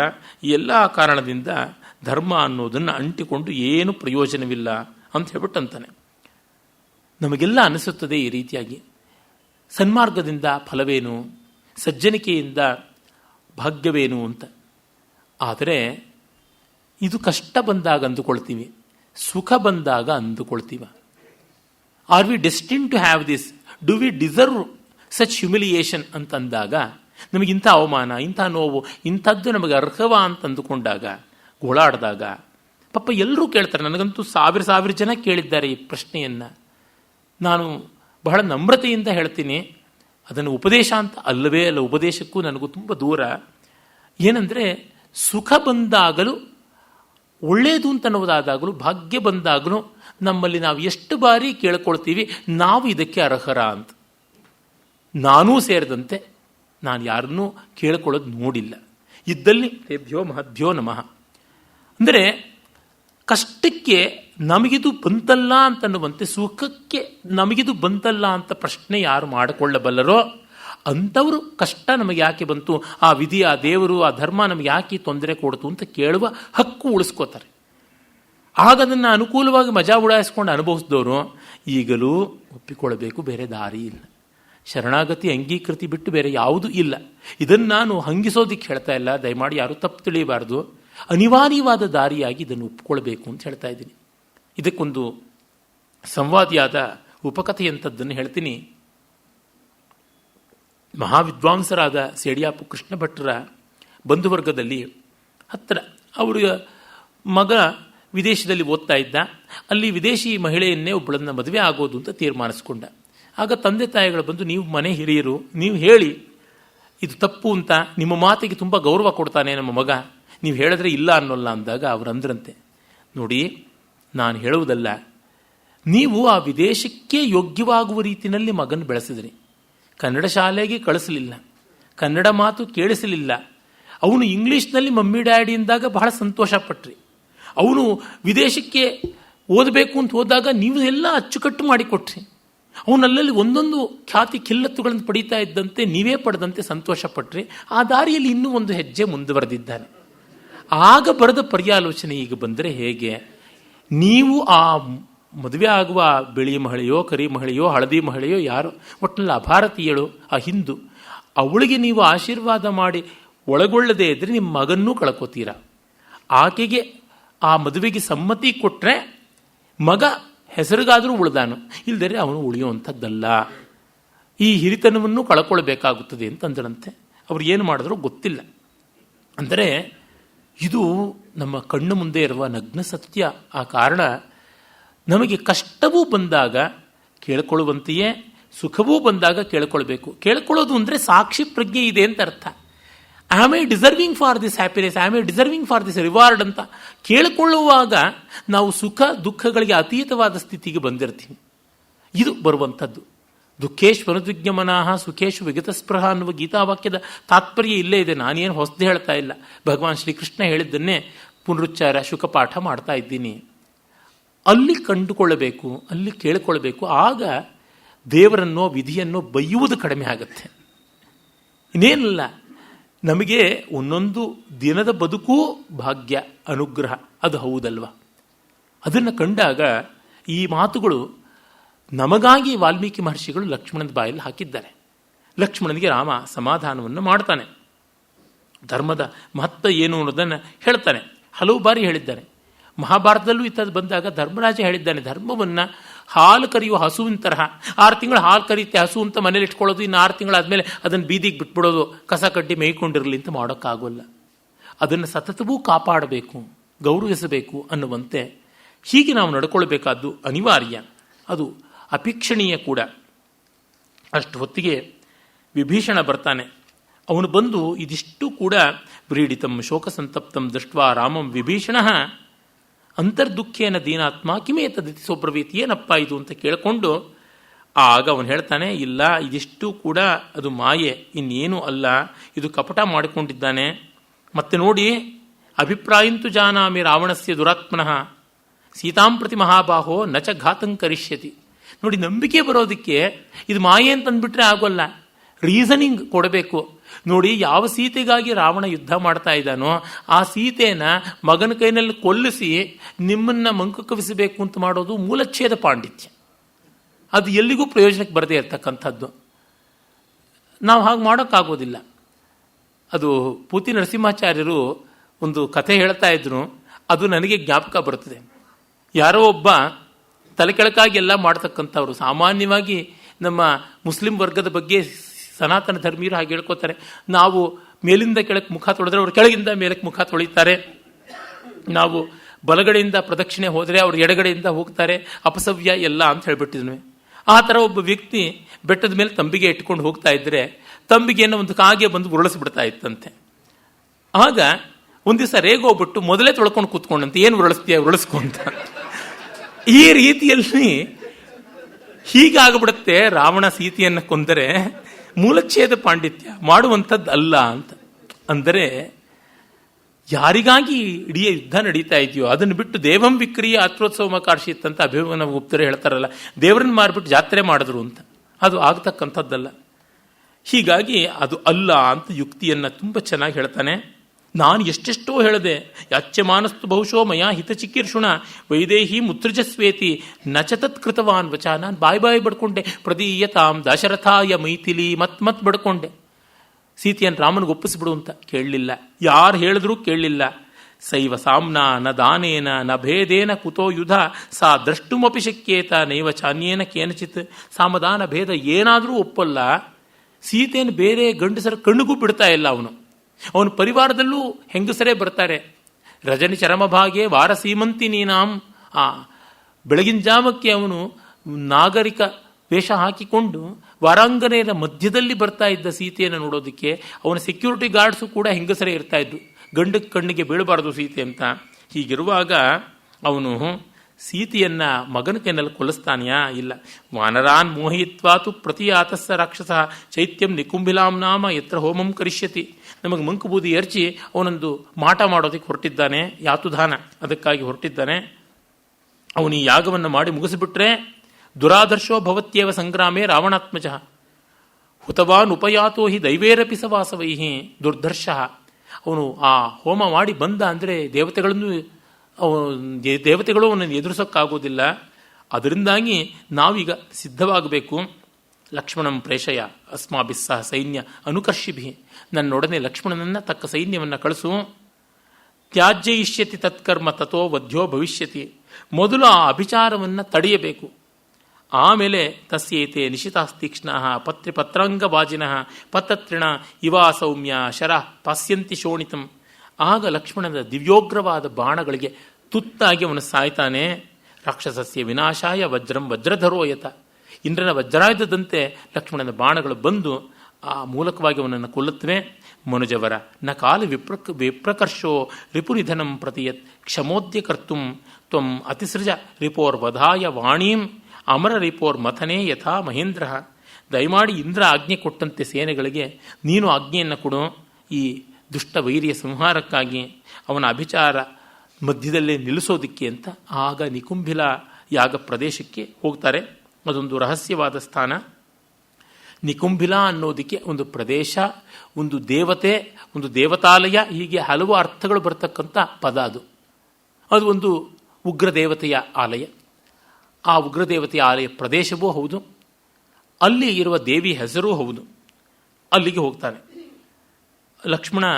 ಆ ಗುಟ್ಟಾಗಿರ್ತಕ್ಕಂಥ ಜಾಗಕ್ಕೆ ವಿಭೀಷಣ ಮಾರ್ಗದರ್ಶನ ಮಾಡ್ತಾನೆ. ಯಾರಿಗೂ ಗೊತ್ತಿರೋದಿಲ್ಲ, ರಹಸ್ಯ ಸ್ಥಾವರ ಅದು. ಅಲ್ಲಿಗೆ ಹನುಮಂತನನ್ನು ಕರೆದುಕೊಂಡು ಹೋಗ್ತಾನೆ. ಜೋಪಾನ ಮತ್ತೆ ಬಹಳ ಕಷ್ಟ ಅಲ್ಲಿ. ತ್ವಾಂ ಆತತಾಯಿನಂ ಹನ್ಯಾತ್ ಇಂದ್ರಶತ್ರೋ ಸತೆ ವಧಃ ವರೋ ದತ್ತೋ ಮಹಾಬಾಹೋ ಸರ್ವಲೋಕೇಶ್ವರೇಣ ವೈ. ಅವನು ನಿಕುಂಭಿಲ ಯಾಗವನ್ನು ಪೂರ್ತಿ ಮಾಡದೇ ಇದ್ದಾಗ ಅವನಿಗೆ ಸಾವು ಅಂತ ಉಂಟು. ಯದ್ಯುತ್ತಿಷ್ಠೇತ್ ಕೃತಂ ಕರ್ಮ ಹತಾನ್ ಸರ್ವಾಂಶ್ಚ ವಿದ್ಧಿನಃ. ಅವನು ಪೂರ್ತಿ ಕರ್ಮ ಮಾಡಿಕೊಂಡು ಬಂದರೆ ನಾವು ಸತ್ವಿ ಅಂತಂದುಕೋ. ನಿಕುಂಭಿಲಾಂ ಅಸಂಪ್ರಾಪ್ತಂ ಅಹುತಾಗ್ನಿಂಚ ಯೋ ರಿಪು ತ್ವಾಂ ಆತತಾಯಿನಂ ಹನ್ಯಾತ್. ಹಾಗೆ ಅವನು ಅರ್ಧ ಸಂಪೂರ್ಣ ಮಾಡಿಕೊಂಡು ಬಂದಾಗ ಮಾತ್ರ ಸಂಹಾರ ಮಾಡಬೇಕು. ಅಲ್ಲಿ ಹೋಮ ಮಾಡಿದಾಗ ಅವನಿಗೆ ಬ್ರಹ್ಮಾಸ್ತ್ರ ಅಥವಾ ಬ್ರಹ್ಮಶಿರೋಸ್ತ್ರ, ಈಶಿಕಾಸ್ತ್ರ ಅಂತೆಲ್ಲ ಕರೀತಾರೆ, ಅದು ಸಿಗುತ್ತದೆ. ದಿವ್ಯಾಶ್ವ ರಥಗಳು ಸಿಗುತ್ತವೆ. ಅದರ ಮೇಲೆ ಯಾವ ದಿವ್ಯಾಸ್ತ್ರಗಳ ಪ್ರಯೋಗ ಮಾಡಿದ್ರೂ ಅವು ಸುಡಲ್ಲ. ಒಂದು ರೀತಿ ಬುಲೆಟ್ ಪ್ರೂಫ್ ಕಾರುಗಳಿದ್ದಂತೆ ಅಂತ ಅಂದುಕೊಳ್ಳಿ. ಟೆಕ್ನಾಲಜಿ ಬೇಕು ಅಂದರೆ ಹೀಗೆ ಸಮೀಕರಣ ಮಾಡ್ಕೊಂಡು ನಗಬಹುದಷ್ಟೇ ಹೊರತು ವಿಶೇಷವಾದದ್ದೇನೂ ಇಲ್ಲ ಅಂತ ಹೇಳಿ ಅಲ್ಲಿಗೆ ಹೊರಡ್ತಾನೆ. ಅಣ್ಣನ ಆಜ್ಞೆಯಂತೆ ಅವನನ್ನು ನಮಸ್ಕರಿಸಿ ಬೀಳ್ಕೊಡ್ತಾನೆ ಲಕ್ಷ್ಮಣ. ದೊಡ್ಡ ಸೇನೆಯನ್ನು ತೆಗೆದುಕೊಂಡು ಬರ್ತಾನೆ. ಆ ಮೊದಲು ಅವನು ರಕ್ಷಣೆಗಾಗಿ ದೊಡ್ಡ ರಾಕ್ಷಸ ಸೇನೆಯನ್ನು ಅಡ್ಡ ಇಟ್ಟಿರ್ತಾನೆ. ಅದರ ಮೇಲೆ ಇವನು ದಾಳಿ ಮಾಡ್ತಾನೆ. ಲಕ್ಷ್ಮಣ ವಿಭೀಷಣನ ಮಾತಿನಂತೆ ವಿಭೀಷಣ ಎಲ್ಲವನ್ನ ಅವನು ಚೆನ್ನಾಗಿ ಮಾರ್ಗದರ್ಶನ ಮಾಡ್ತಾ ಇರ್ತಾನೆ. ವ್ಯವರ್ಷ ಶರವರ್ಷಾಣೆ ರಾಕ್ಷಸೇಂದ್ರ ಸುತಂ ಪ್ರತಿ. ಆಮೇಲೆ ಅರ್ಧದಲ್ಲಿಯೇ ಅವನು ಹೋಮ ನಿಲ್ಲಿಸಬೇಕಾಗುತ್ತದೆ. ಸ್ವಮನೀಕಂ ವಿಷಣ್ಣಂತು ಶ್ರುತ್ವ ಶತ್ರುಭಿರರ್ಧಿತಂ ಉದತಿಷ್ಠತ ದುರ್ದರ್ಶಃ ತತ್ಕರ್ಮಣ್ಯನನುಷ್ಠಿತೆ. ಆ ಕೆಲಸ ಅರ್ಧ ಮಾಡಿ ಹೇಳ್ತಾನೆ. ಅರ್ಧ ಕೆಲಸ ಮಾಡಿ ಈ ಥರದ್ದನ್ನು ಹೇಳಬಾರ್ದು.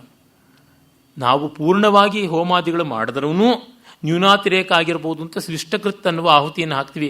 ಭೂಹು ಭುವ ಸ್ವಹ ಅಂತ ಎಲ್ಲ ಹೇಳಿ ಭೂರ್ಭುವ ಸ್ವಹ ಅಂತ ಪ್ರಜಾಪತಿ ದೇವತಾಕವಾಗಿ ಮಾಡ್ತೀವಿ. ಜಯಾದಿಗಳ ಪೌಷ್ಟಿಕವಾಗಿ ಅದಕ್ಕೆ ಮಾಡ್ತೀವಿ. ಹೀಗೆ ಪ್ರಾಯಶ್ಚಿತ್ತವಾಗಿ ಕೆಲವೊಮ್ಮೆ ವಿರಜಾ ಹೋಮವನ್ನು ಮಾಡ್ಕೊಳ್ತೀವಿ, ಸರ್ವಪ್ರಾಯಶ್ಚಿತ್ತ ಅನ್ನೋ ಅರ್ಥದಲ್ಲಿ. ಶ್ರೌತದಲ್ಲಿ ಬೇರೆಯೇ ಪ್ರಾಯಶ್ಚಿತ್ತಗಳು, ಬೇರೆಯೇ ಪ್ರಾಯಶ್ಚಿತ್ತ ಮಂತ್ರಗಳು ಎಲ್ಲ ಪ್ರತ್ಯೇಕವಾಗಿ ನಡೀತಲೇ ಇರುತ್ತವೆ. ಆದರೆ ಅಪೂರ್ಣವೇ ಆಗಿಬಿಟ್ರೆ ಬಹಳ ಕಷ್ಟ.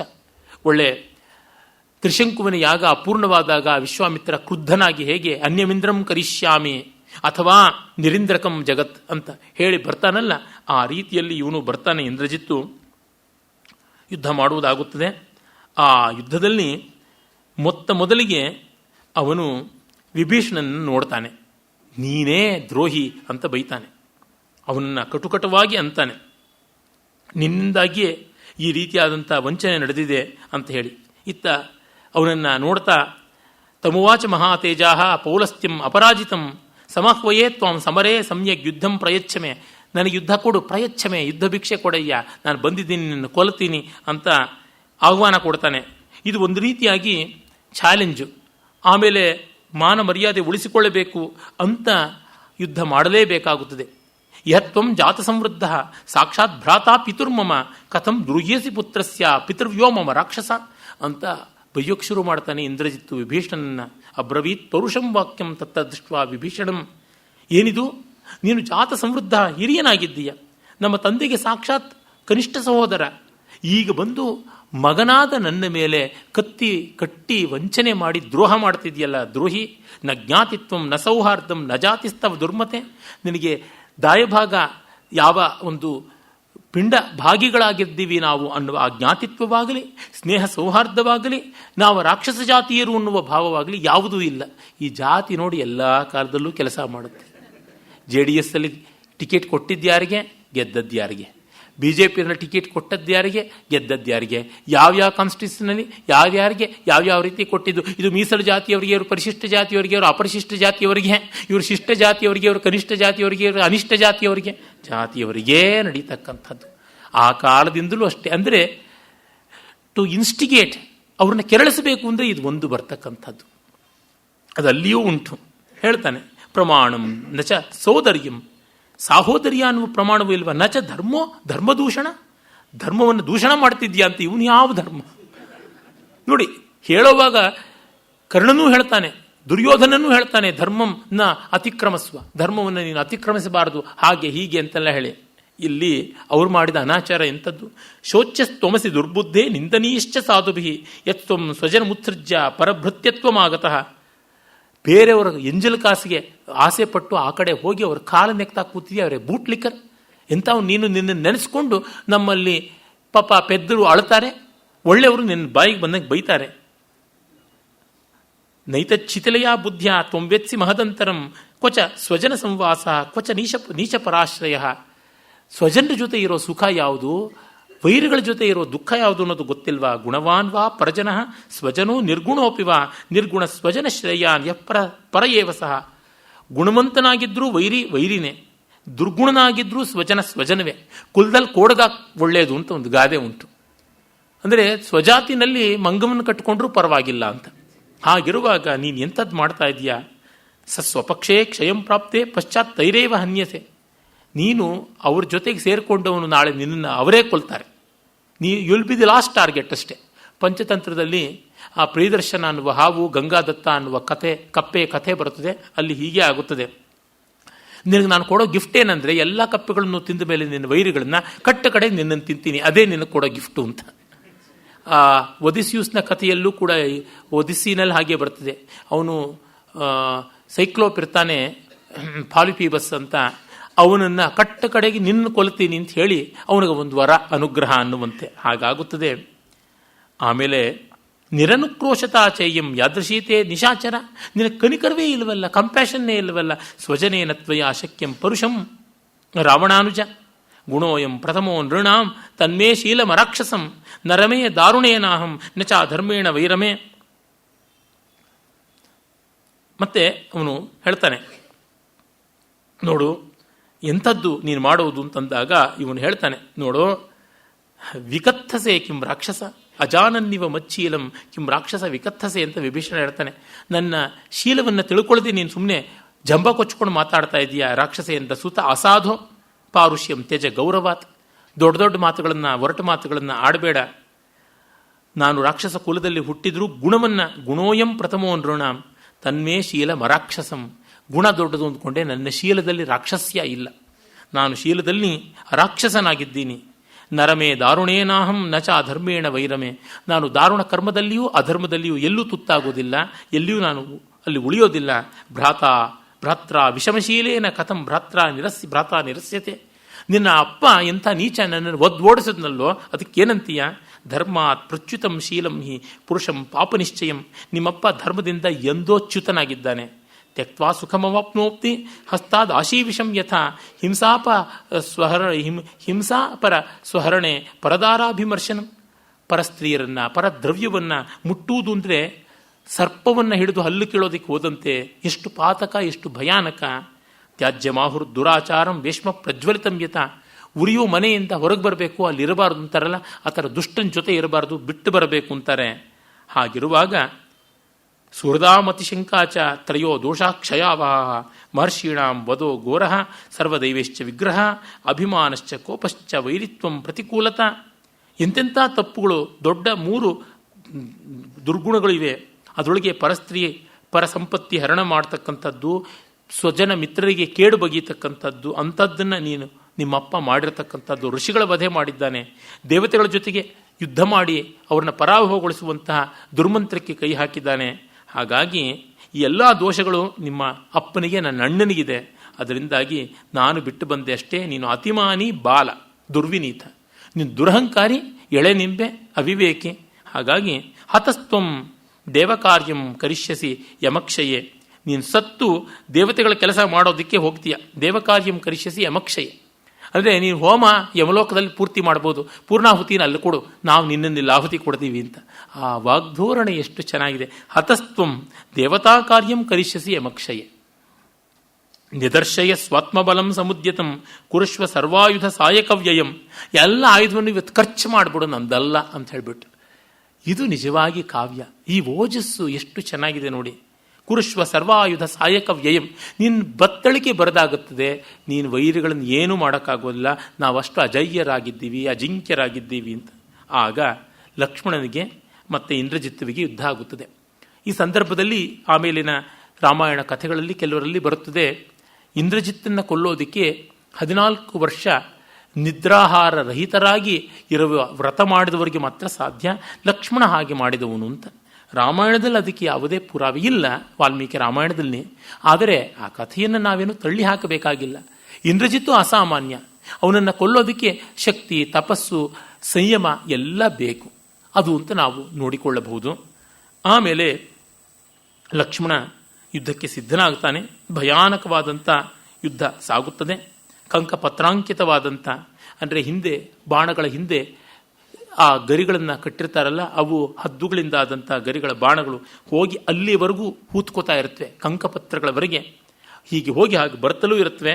ಆ ರೀತಿಯಾದದ್ದು ಆ ಒಂದು ಯುದ್ಧ ನಡೆಯುತ್ತದೆ. ಆಮೇಲೆ ವಿಧೂತವರ್ಮ ನಾರಾಚೈರ್ ಬಭೂವಸ ಕೃತವ್ರಣ ಇಂದ್ರಜಿತ್ ಸಮರೇ ವೀರ ಪ್ರರೂಢ ಇವ ಸಾನುಮಾನ್. ಕವಚ ಹೋಯಿತು, ರಥ ಸಾರಥಿ ಎಲ್ಲ ಹೊರಟೋಗ್ತಾ ಇದ್ದಾರೆ, ಮೈಯೆಲ್ಲ ಗಾಯವಾಗಿದೆ. ಅವನು ಹೇಗೆ ಕಾಣಿಸ್ತಾ ಇದ್ದ ಅಂತಂದರೆ ವಸಂತ ಕಾಲದಲ್ಲಿ ಕೆಂಪಗಿನ ಹೂ ಬಿಟ್ಟ ಮರಗಳಿಂದ ಕೂಡಿದ ಮಹಾಪರ್ವತದಂತೆ ಕಾಣಿಸ್ತಾ ಇದ್ದ ಅಂತ. ಆ ಅಮೆರಿಕದಲ್ಲಿ ವಿಶೇಷವಾಗಿ ಫಾಲ್ ಕಲರ್ಸ್ ಅಂತ ಹೇಳ್ತಾರೆ, ತುಂಬ ಮನೋಹರವಾದ ದೃಶ್ಯ. ನಾನು ಆ ದೇಶದಲ್ಲಿ ನಯಾಗರಾ ಫಾಲ್ಸು, ಗ್ರ್ಯಾಂಡ್ ಕ್ಯಾನಿಯನ್ ಎಲ್ಲದಕ್ಕಿಂತ ಈ ಪ್ರಕೃತಿ ಚಿತ್ರವನ್ನು ನೋಡಿ ತುಂಬ ಸಂತೋಷ ಪಟ್ಟಿದ್ದು. ಆ ಚಳಿಗಾಲದಲ್ಲಿ ದೊಡ್ಡ ದೊಡ್ಡ ಬೆಟ್ಟಗಳು, ಅಪಾರವಾದ ಆಳ ವಿಸ್ತಾರ ಇರುವ ಕಣಿವೆಗಳೆಲ್ಲ ಒಂದು ರೀತಿಯಾದ ಬೇರೆ ಬೇರೆ ಹಳದಿ, ಕೆಂಪು, ಗುಲಾಬಿ, ಕೆಂಗೆಂಪು, ನೀಲಿಗೆಂಪು ಹೀಗೆ ಬಣ್ಣಗಳನ್ನು ತಳೆದು ಆ ಕೆಂಪಿನ ಛಾಯೆಯಲ್ಲಿದ್ದಾಗಂತೂ ಕೇಸರಿ, ಹಳದಿ, ಕೆಂಪು ಈ ರೀತಿಯಾದ ಬಣ್ಣಗಳು ಬರ್ತವಲ್ಲ, ನಯನ ಮನೋಹರವಾದಂಥದ್ದು. ಒಂದು ಹೂವಿಲ್ಲದ ಮರಗಳು ಮೈಯೆಲ್ಲ ಕಿಂಶುಕ ಪುಷ್ಪಗಳನ್ನು ತಳೆದಂತೆ ತೋರ್ತದೆ. ಆ ರೀತಿಯ ಚಿತ್ರ ಕಂಡರೆ ಈ ಹೋಲಿಕೆಯನ್ನು ಮಾಡ್ಕೊಳ್ಳೋದಕ್ಕೆ ಸಾಧ್ಯ. ಹಾಗಾಗ್ಬಿಡ್ತಾನೆ. ಮತ್ತೆ ಮತ್ತೆ ದಿವ್ಯಾಸ್ತ್ರಗಳನ್ನು, ಪ್ರತ್ಯಸ್ತ್ರಗಳನ್ನು ಬಿಡ್ತಾ ಬರ್ತಾರೆ. ಆಗ ವಿಭೀಷಣ ಮತ್ತೆ ಪ್ರೋತ್ಸಾಹ ಕೊಡ್ತಾನೆ, ಇವನನ್ನು ಬೇಗ ಕೊಂದುಬಿಡು, ಇಲ್ಲದೇ ಇದ್ದರೆ ಆಗತಕ್ಕಂಥದ್ದಲ್ಲ ಕೆಲಸ ಅಂತ. ಆ ಸಂದರ್ಭದಲ್ಲಿ ಘನಘೋರವಾದ ಯುದ್ಧ ಮಾಡ್ತಾನೆ. ಹಂತು ಕಾಮಸ್ಯ ಮೇ ಬಾಷ್ಪಂ ಚಕ್ಷುಷೈವ ನಿರುದ್ಯತಿ. ಹೇಳ್ತಾನೆ, ನಾನು ಯುದ್ಧ ಮಾಡ್ಬೋದಾಗಿತ್ತು, ಆದರೆ ಇವನು ನನ್ನ ಕೈ ಮೇಲೆ ಬೆಳೆದಂಥ ಮಗು, ಇವನು ಕೊಲ್ಲೋದಕ್ಕೆ ನನಗೆ ಇಷ್ಟವಾಗ್ತಾ ಇಲ್ಲ ಅಂತ ವಿಭೀಷಣ ಹೇಳ್ತಾನೆ. ಹಂತು ಕಾಮಸ್ಯ ಮೇ ಬಾಷ್ಪಂ ಚಕ್ಷುಷೈವ ನಿರುದ್ಯತಿ. ಕಣ್ಣೀರು ಬಂದು ಇವನ ಮೇಲೆ ಆಯುಧ ಬೀಸೋಕ್ಕೆ ನನಗೆ ಮನಸ್ಸು ಬರ್ತಾ ಇಲ್ಲ. ಹಾಗಾಗಿ ಕಷ್ಟ ಇರಲಿ, ತೊಂದರೆ ಇಲ್ಲ, ನಾನು ಮಾಡ್ತೀನಿ. ತಮೈವೇಶ ಮಹಾಬಾಹುರ್ ಲಕ್ಷ್ಮಣ ಶಮಯಿಷ್ಯತಿ. ನೀನು ಕೊಲ್ತೀಯ ಲಕ್ಷ್ಮಣ, ನನಗೆ ಗೊತ್ತಿದೆ ಅಂತ ಹೇಳ್ಬಿಟ್ಟು ಅಂತಾನೆ. ಹೀಗೆ ಆದಾಗ ಯುದ್ಧ ಮತ್ತೆ ಆರಂಭವಾಗುತ್ತದೆ. ಆ ಯುದ್ಧದಲ್ಲಿ ಭಯಂಕರವಾದ ಇಂದ್ರಾಸ್ತ್ರವನ್ನು ಹೂಡ್ತಾನೆ ಅವನು ಇಂದ್ರಜಿತ್ತು ಆಗ್ನೇಯಾಸ್ತ್ರವನ್ನು ಹೂಡ್ತಾನೆ. ಆ ಆಗ್ನೇಯಾಸ್ತ್ರದ ಎದುರಿಗೆ ಈ ಒಂದು ಐಂದ್ರಾಸ್ತ್ರ ಲಕ್ಷ್ಮಣನಿಂದ ಪ್ರಯುಕ್ತವಾಗುತ್ತದೆ. ಆ ಸಂದರ್ಭದಲ್ಲಿ ನೋಡಿ ಸ್ವಾರಸ್ಯ, ಇಂದ್ರನನ್ನು ಗೆದ್ದವನ ಮೇಲೆ ಇಂದ್ರನ ಅಸ್ತ್ರವನ್ನು ಬಿಡ್ತಾ ಇದ್ದಾನೆ. ಇಂದ್ರನ ಸೇಡು ತೀರಬೇಕು ಅಂತ. ಇಂದ್ರನಿಗೆ ಯಾವ ಮಾನಕಷಾಯ ಇದ್ದಿರಬಹುದೋ ಅದು ತೀರಬೇಕು ಅನ್ನುವುದು ಅಲ್ಲಿರುವ ಒಂದು ಸ್ವಾರಸ್ಯ. ಮತ್ತೆ ಇನ್ನೊಂದೇನೆಂದರೆ ಇಲ್ಲಿ ಬಾಣವಲ್ಲ ಮುಖ್ಯ, ಬಾಣದ ಹಿಂದಿರುವ ಬಲ, ಮನೋಬಲ ಮುಖ್ಯ. ಹಾಗಾಗಿ ಇದುವರೆಗೂ ರಾಮಾಯಣದಲ್ಲಿ ಎಲ್ಲಿಯೂ ಶರದ ಮೇಲೆ ಪ್ರತಿಜ್ಞೆ ಇಲ್ಲ, ಇಲ್ಲೊಂದೇ ಕಡೆ ಬರುತ್ತದೆ. ಇದು ನಿಜಕ್ಕೂ ಲಕ್ಷ್ಮಣನಿಗೆ ರಾಮನ ಮೇಲಿರುವ ಪರಮ ವಿಶ್ವಾಸವನ್ನು ತೋರಿಸುತ್ತದೆ. ಅವನ ಶಕ್ತಿಯೇ ಅಣ್ಣ. ಲಕ್ಷ್ಮಣ ವೃತ್ತಕ್ಕೆ ರಾಮನೇ ಕೇಂದ್ರ ಅಂತ ಹಲವು ಬಾರಿ ಹೇಳಿದ್ದೀನಲ್ಲ. ಧರ್ಮಾತ್ಮ ಸತ್ಯಸಂಧಶ್ಚ ರಾಮೋ ದಾಶರಥಿರ್ಯದಿ ಶರಯೇ ಶೌರ್ಯೇಣ ಚಾಪ್ರತಿದ್ವಂದ್ವ ಶರೈನಂ ಜಹಿ ರಾವಣಿಂ ಅಂತ ಪ್ರಸಿದ್ಧ ಶ್ಲೋಕ ಇದನ್ನು ಹೇಳ್ತಾನೆ. ಇದಕ್ಕೆ ಒಂದು ಚಮತ್ಕಾರವೂ ಇದೆ. ಧರ್ಮಾತ್ಮನೂ ಸತ್ಯಸಂಧನೂ ದಶರಥನ ಮಗನೂ ರಾಮ ಆಗಿ ಅಪ್ರತಿದ್ವಂದ್ವನಾದಂತಹ ಎದುರಿಲ್ಲದ ಪರಾಕ್ರಮಿಯಾಗಿದ್ದಲ್ಲಿ ಬಾಣವೇ ಈ ರಾವಣ ಸೂತನನ್ನು ಸಂಹಾರ ಮಾಡುವಂತ. ಅದು ಮೊದಲು ಧರ್ಮಾತ್ಮ ಅಂದಾಗ ಹೋಗಲಿಲ್ವಂತೆ, ಯಾಕೆಂದರೆ ಸ್ತ್ರೀವಧೆ ಮಾಡಿದ್ದಾನೆ ತಾಟಕ ಸಂಹಾರದಲ್ಲಿ ಅಂತ. ಸತ್ಯಸಂಧಶ್ಚ ಅಂತ ಹೇಳಿದಾಗ, ಸತ್ಯಸಂಧ ಅಂತ ಹೇಳಿದಾಗಲೂ ಹೋಗಲಿಲ್ವಂತೆ. ಯಾಕೆಂತಂದರೆ ಅವನು ಶ್ರೀಮಾನ್ ಅಕೃತದಾರಶ್ಚ ಲಕ್ಷ್ಮಣೋ ಲಕ್ಷ್ಮೀವರ್ಧನ ಅಂತ ಲಕ್ಷ್ಮಣನಿಗೆ ಮದುವೆ ಆಗಿಲ್ಲ ಅಂತನ್ನುವ ಸುಳ್ಳು ಹೇಳಿದ್ನಲ್ಲ. ಮದುವೆ ಆಗಿದ್ದರು, ಊರ್ಮಿಳೆ ಗಂಡ ಇವನು ಅಂತ, ಆಗಲೂ ಹೋಗಲಿಲ್ವಂತೆ. ದಾಶರಥಿ ಅಂದರೆ ದಶರಥಸ್ಯ ಅಪತ್ಯಂ ಪುಮಾನ್. ಆದರೆ ಇವನು ಪಾಯಸಕ್ಕಾಗಿ ಹುಟ್ಟಿದವನು, ದಶರಥನಿಗೆ ಹುಟ್ಟಿದ್ದು ಅಂತಲ್ಲ, ಹಾಗಾಗಿ ಹೋಗಲಿಲ್ವಂತೆ. ಆಮೇಲೆ ಶೌರ್ಯೇಣ ಚಾಪ್ರತಿದ್ವಂದ್ವ, ಅಸಮಾನ ಪರಾಕ್ರಮಿ ಎಂದಾಗ ಅದು ನಿಜ, ಅದಕ್ಕೆ ಹೋಗ್ಬಿಡ್ತು ಮುಂದೆ ಅಂತ. ವಾಲ್ಮೀಕಿ ರಾಮಾಯಣದಲ್ಲಿಲ್ಲ ಈ ಥರದ ಚಮತ್ಕಾರಗಳು, ಸ್ವಾರಸ್ಯಕಾರಿ. ಅಲ್ಲಿವರೆಗೆ ಅವನಿಗೆ ಇದೆಲ್ಲದರೊಳಗೆ ವಿಶ್ವಾಸ ಇತ್ತು, ಆ ವಿಶ್ವಾಸ ಕೊಲ್ಲುತ್ತದೆ. ಹಾಗೆ ಸಂಹಾರ ಮಾಡ್ತು. ಲಕ್ಷ್ಮಣ ಜಯಘೋಷ ಮಾಡ್ತಾನೆ, ಜಾಘೋಷ ಮಾಡ್ತಾನೆ. ವೀರ ಯೋಧ ಅಂತ ಅವನನ್ನು ಎಲ್ಲರೂ ಕೊಂಡಾಡ್ತಾರೆ. ಲಾಂಗೂಲಾನಿ ಪ್ರವಿದ್ಯಂತಹ ಸ್ಫೋಟಯಂತಶ್ಚ ವಾನರ. ಬಾಲವನ್ನು ನೆಲಕ್ಕೆ ರಪ್ಪನೆ ಅಪ್ಪಳಿಸಿ ಉಲ್ಲಾಸದಿಂದ ಕುಣಿದಾಡಿದರಂತೆ ವಾನರರು. ತದಸುಕರ ಮತಾಭಿವೀಕ್ಷ್ಯ ಹೃಷ್ಟಾ ಪ್ರಿಯ ಸುಹೃದೋ ಯುಧಿ ಲಕ್ಷ್ಮಣಸ್ಯ ಕರ್ಮ ಪರಮುಪಲಭನ್ ಮನಃಪ್ರಹರ್ಷಂ ವಿನಿಹತಮಿಂದ್ರ ರಿಪುಂ ನಿಶಮ್ಯ ದೇವಾ. ದೇವತೆಗಳು ಕೂಡ ತುಂಬ ಸಂತೋಷ ಪಡ್ತಾರಂತೆ. ಆಮೇಲೆ ರಾಮನ ಬಳಿಗೆ ಹೋಗ್ತಾನೆ. ಕ್ಷತ ವಿಕ್ಷತ ಗಾತ್ರನಾಗಿರ್ತಾನೆ ಲಕ್ಷ್ಮಣ, ಮೈಯೆಲ್ಲ ಗಾಯವಾಗಿರ್ತದೆ. ರುಧಿರಕ್ಲಿನ್ನ ಗಾತ್ರಸ್ತು ಲಕ್ಷ್ಮಣ ಶುಭಲಕ್ಷಣ ಬಭೂವ ಹೃಷ್ಟಸ್ಥಂ ಹತ್ವಾ ಶಕ್ರ ಜೇತಾರ ಮಾಹವೇ. ಕರ್ಕೊಂಡು ಹೋಗ್ತಾರೆ. ಆಗ ಸುಷೇಣ ಅವನಿಗೆ ಚಿಕಿತ್ಸೆಯನ್ನು ಕೂಡ ಮಾಡ್ತಾನೆ. ಅಣ್ಣನಿಗೆ ಬಹಳ ಸಂತೋಷವಾಗುತ್ತೆ. ಸಾಧು ಲಕ್ಷ್ಮಣ ತುಷ್ಟೋಸ್ಮಿ ಕರ್ಮಣ ಸುಕೃತಂ ಕೃತಂ ರಾವಣೇರ್ಹಿ ವಿನಾಶೇನ ಜಿತಮಿತ್ಯುಪಧಾರಯ. ಇವನು ಸತ್ತ ಅನ್ನೋದ್ರಿಂದ ನಮಗೆ ಜಯವಾಯಿತು ಅಂತ ಅಂದ್ಕೊ, ನಾವು ಗೆದ್ವಿ ಅಂದ್ಕೊ. ಈ ಜಿತಂ ಅಂತನ್ನೋದು ಭೂತ ಕೃದಂತ ರೂಪವಾಗಿ ಹೇಳಿ ನಾವು ಗೆದ್ವಿ ಅಂದರೆ ಇನ್ನು ಗೆಲ್ಲುತ್ತೀವಿ ಅಲ್ಲ, ಗೆದ್ವಿ ಅಂತಲೇ ಅರ್ಥ ಅಂತಂದ್ಕೋ ಅಂತ. ಸತಂ ಶಿರಸ್ಯುಪಾಘ್ರಾಯ, ಮಗುವನ ಹಣೆ ಮೂಸುವಂತೆ ನೆತ್ತಿ ಮೂಸಿ ಲಕ್ಷ್ಮಣಂ ಲಕ್ಷ್ಮೀವರ್ಧನಂ ಲಜ್ಜಮಾನಂ ಬಲಾತ್ ಸ್ನೇಹಾದಂಕಮಾರೋಪ್ಯ ವೀರ್ಯವಾನ್. ತೊಡೆ ಮೇಲೆ ಕೂಡಿಸ್ಕೋತಾನೆ ರಾಮ. ಲಕ್ಷ್ಮಣನಿಗೆ ನಾಚಿಕೆ, ದೊಡ್ಡವನು ಬೆಳೆದಿದ್ದಾನೆ, ಅಣ್ಣನಷ್ಟೇ ಉದ್ದ ಗಾತ್ರ, ಆದರೆ ಅಣ್ಣಂದು ಪ್ರೀತಿ, ಎಲ್ಲ ವಾನರರು ಬೇರೆ ಇದ್ದಾರೆ ಅಂತ ಸಂಕೋಚ. ಆ ರಾಮನ ವಾತ್ಸಲ್ಯ ಪ್ರೀತಿ ನೋಡಿ. ಉಪವೇಶ್ಯ ತಮುತ್ಸಂಗೆ ಪರಿಶ್ವಜ್ಯ ಅವಪೀಡಿತಂ ಭ್ರಾತರಂ ಲಕ್ಷ್ಮಣಂ ಸ್ನಿಗ್ಧಂ ಪುನರುದೈಕ್ಷತ. ಮತ್ತೆ ನೋಡಿ ಮೈಸವರಿ, ಅಯ್ಯೋ ತಮ್ಮ ಏನಾಯ್ತಪ್ಪ, ಶಲ್ಯ ಸಂಪೀಡಿತಂ ಶಸ್ತಂ ನಿಶ್ವಸಂತಂತು ಲಕ್ಷ್ಮಣ ಏದುಸರು ಬಿಡ್ತಾ ಇದ್ದಾನೆ. ಅಲ್ಲಿಂದ ದಾಪಗಾಲು ಇಟ್ಟುಕೊಂಡು ಅಣ್ಣನಿಗೆ ಜೈವಾರ್ತೆ ಹೇಳಬೇಕು ಅಂತ ಬಂದಿದ್ದಾನೆ. ರಾಮಸ್ತು ದುಃಖ ಸಂತಪ್ತಸ್ತದ ನಿಶ್ವಸಿತೋ ಭೃಶಂ. ಅಯ್ಯೋ ನನಗೋಸ್ಕರ ನಿನ್ನ ಮೈಯೆಲ್ಲ ಇಷ್ಟು ಗಾಯವಾಯ್ತಲ್ಲ ಅಂತ ಮತ್ತೆ ಸವರಿ ಸಂಸ್ಪೃಶ್ಯ ಭೂಯಃ ಉವಾಚ ಲಕ್ಷ್ಮಣಂ ವಾಕ್ಯಂ ಕೃತಂ ಪರಮಕಲ್ಯಾಣಂ ಕರ್ಮ ದುಷ್ಕರ ಕರ್ಮಣ ಅದ್ಯ ಮನ್ಯೇ ಹತೆ ಪುತ್ರೇ ರಾವಣಂ ನಿಹತಂ ಯುಧಿ ಅದ್ಯಾಹಂ ವಿಜಯೀ ಶತ್ರೌ ಹತೆ ತಸ್ಮಿನ್ ದುರಾತ್ಮನಿ. ಅಂತೂ ಆ ರಾವಣನಿಗೆ ಮರ್ಮಭೇದಕವಾಯಿತು, ಅವನು ಸತ್ತಂತೇನೆ. ಇನ್ನ ಅಹೋ ರಾತ್ರೈಸ್ತ್ರಿಭಿರ್ವೀರ ಕಥಂಚಿದ್ ವಿನಿಪಾತಿತಃ ನಿರಮಿತ್ರ ಕೃತೋಸ್ಪದ್ಯ ನಿರ್ಯಾಸ್ಯತಿ ರಾವಣ. 3 ಹಗಲು 3 ರಾತ್ರಿ ಯುದ್ಧ ಆಯ್ತಲ್ಲಪ್ಪ, ಇಷ್ಟು ದೊಡ್ಡ ಯುದ್ಧ. 4ನೇ ಜಾವದಲ್ಲಿ ಕೊನೆಯ ರಾತ್ರಿಯಲ್ಲಿ ಅಂದರೆ 3ನೇ ರಾತ್ರಿ ಕೊನೆಯ ಜಾವದಲ್ಲಿ ಕೊಂದದ್ದು. ಇಷ್ಟು ಕಷ್ಟವಾಗಿದ್ದಿರಬಹುದು, ಎಷ್ಟು ಭಯಾನಕವಾದ ಯುದ್ಧ ಮಾಡಿ ಗೆದ್ದದ್ದಾಯಿತು. ನಿಜವಾಗಿ ನೀನು ದೊಡ್ಡವನಪ್ಪ, ಇಂದ್ರಜಿತ್ತುವನ್ನೇ ಸಂಹಾರ ಮಾಡಿಬಿಟ್ಟಿಯಲ್ಲ ಅಂತ ಹೇಳಿ ಕೊಂಡಾಡ್ತಾನೆ. ಆಮೇಲೆ ಸುಷೇಣನಿಗೆ ಕೂಡ ಅವನು ಹೇಳ್ತಾನೆ, ರಾಮ ಸುಷೇಣಂ ಮುದಿತಃ ಸಮಾಭ್ಯಾಶ್ಯ ಇದಮಬ್ರವೀತ್ ಸಶಲ್ಯೋಯಂ ಮಹಾಪ್ರಜ್ಞ ಸೌಮಿತ್ರಿ ಮಿತ್ರವತ್ಸಲ ಯಥಾ ಭವತಿ ಸುಸ್ವಸ್ಥಃ ತಥಾತ್ಮಂ ಸಮುಪಾಚರ. ಇವನು ಮೈಯೆಲ್ಲ ಬಾಣ ಹೊಕ್ಕಿದೆ, ಅದನ್ನು ಕೀಳಬೇಕು, ಉಪಚಾರ ಮಾಡಬೇಕು. ಪಂಪ ಭಾರತದಲ್ಲಿ ಬರುತ್ತದೆ, ಲೋಹದ ಬಾಣಗಳ ಒಳಗೆ ಹೊಕ್ಕಿದ್ದಾಗ ಅಯಸ್ಕಾಂತಗಳನ್ನು ಹಿಡಿದು ಹೊರಗೆ ಎಳೀತಾ ಇದ್ರು, ಇಕ್ಕಳಗಳನ್ನು ಚಿಮಟಗಳನ್ನು ಹಾಕಿ ಎಳೀತಾ ಇದ್ರು. ತಲೆಗೆ ಹೊಕ್ಕ ಬಾಣಗಳನ್ನು, ವೀರಯೋಧರ ಮೈಯಿಗೆ ಹೊಕ್ಕಂಥ ಬಾಣಗಳನ್ನು ಎರಡು ಕೈಗಳಲ್ಲಿಯೂ 2 ಜನ ಜಟ್ಟಿಗಳು ಬಂದು ಚಿಮುಟದಿಂದ ಕಿತ್ತು ಹಾಕ್ತಾ ಇದ್ರೆ ಅವರು ಕಿಮ್ಮನದೆ ಕೊಂಕದೆ ಹಾಗೆ ಇರ್ತಾ ಇದ್ರು ಅನ್ನೋ ವರ್ಣನೆ ಎಲ್ಲ ಪಂಪ ಮಾಡ್ತಾನೆ. ಹಾಗೆಲ್ಲ ಉಪಚಾರ ಮಾಡಬೇಕು. ಏಚಾಪ್ಯನ್ಯತ್ರ ಯುದ್ಧಂತಿ ಸಶಲ್ಯ ಪ್ರಣಿನಸ್ತತ ತೇಪಿ ಸರ್ವೇ ಪ್ರಯತ್ನೇನ ಕ್ರಿಯಂತಾಂ ಸುಖಿನಸ್ತ್ವಯ. ರಾಮನ ದೊಡ್ಡತನ ಇಲ್ಲೆಲ್ಲ ಮತ್ತೆ ಕಾಣುತ್ತದೆ. ತಮ್ಮ ಲಕ್ಷ್ಮಣ ಒಬ್ಬನೇ ಅಲ್ಲ, ಮಿಕ್ಕ ವಾನರರು ಕೂಡ ಗಾಯದಿಂದ ನೊಂದಿದ್ದಾರೆ, ಅವರಿಗೂ ನೀದೇ ಚಿಕಿತ್ಸೆ ಮಾಡಬೇಕು. ಎಡಗೈ ಬಲಗೈ ವ್ಯತ್ಯಾಸ ಮಾಡಬಾರ್ದು. ಆ ರೀತಿಯಾಗಿ ಅವನು ಔದಾರ್ಯದಿಂದ ಹೇಳ್ತಾನೆ. ಆಗ ಲಕ್ಷ್ಮಣಾಯ ದದೋ ನಸ್ತಃ ಸುಷೇಣ ಪರಮೌಷಧಿಂ. ಆಮೇಲೆ ದಿವ್ಯವಾದಂತಹ ಔಷಧಿಗಳನ್ನು ಸಂಗ್ರಹ ಮಾಡಿಕೊಂಡಿದ್ದನಲ್ಲ, ಸಂಜೀವನಿ ಪರ್ವತ ಬಂದಾಗ ಸುಮ್ಮನೆ ಅದನ್ನು ಹಾಗೆ ವಾಪಸ್ ಕಳಿಸ್ಲಿಲ್ವಲ್ಲ, ಅಲ್ಲೆಲ್ಲ ತಗೊಂಡು ಬಂದಿದ್ದನ್ನು ತಂದು ಆ ಒಂದು ವಿಶಲ್ಯಕರಣಿ, ಸಂಧಾನಕರಣಿ, ಸಂಜೀವಕರಣಿ, ಸೌವರ್ಚಕರಣಿ ಅವುಗಳನ್ನೆಲ್ಲ ಬಳಸಿ ಚಿಕಿತ್ಸೆಯನ್ನು ಮಾಡ್ತಾನೆ. ಸರ್ವ ವಾನರ ಮುಖ್ಯಾನಾಂ ಚಿಕಿತ್ಸಾಂ ಸ ತದಾಕರೋತ್ ತತಃ ಪ್ರಕೃತಿ ಮಾಪನ್ನ ಹೃತಶಲ್ಯೋ ಗತವ್ಯತಃ. ಆಗ ವ್ಯವಸ್ಥಿತವಾಗಿ ಪ್ರಕೃತಿಸ್ಥನಾಗ್ತಾನೆ. ಸೌಮಿತ್ರ ಮುದಿತಸ್ತತ್ರ ಕ್ಷಣೇನ ವಿಗತ ಜ್ವರ. ಅವನು ನೆಮ್ಮದಿಯನ್ನು ಪಡಿತಾನೆ, ಜ್ವರ ಕಳೆದುಕೊಳ್ತಾನೆ.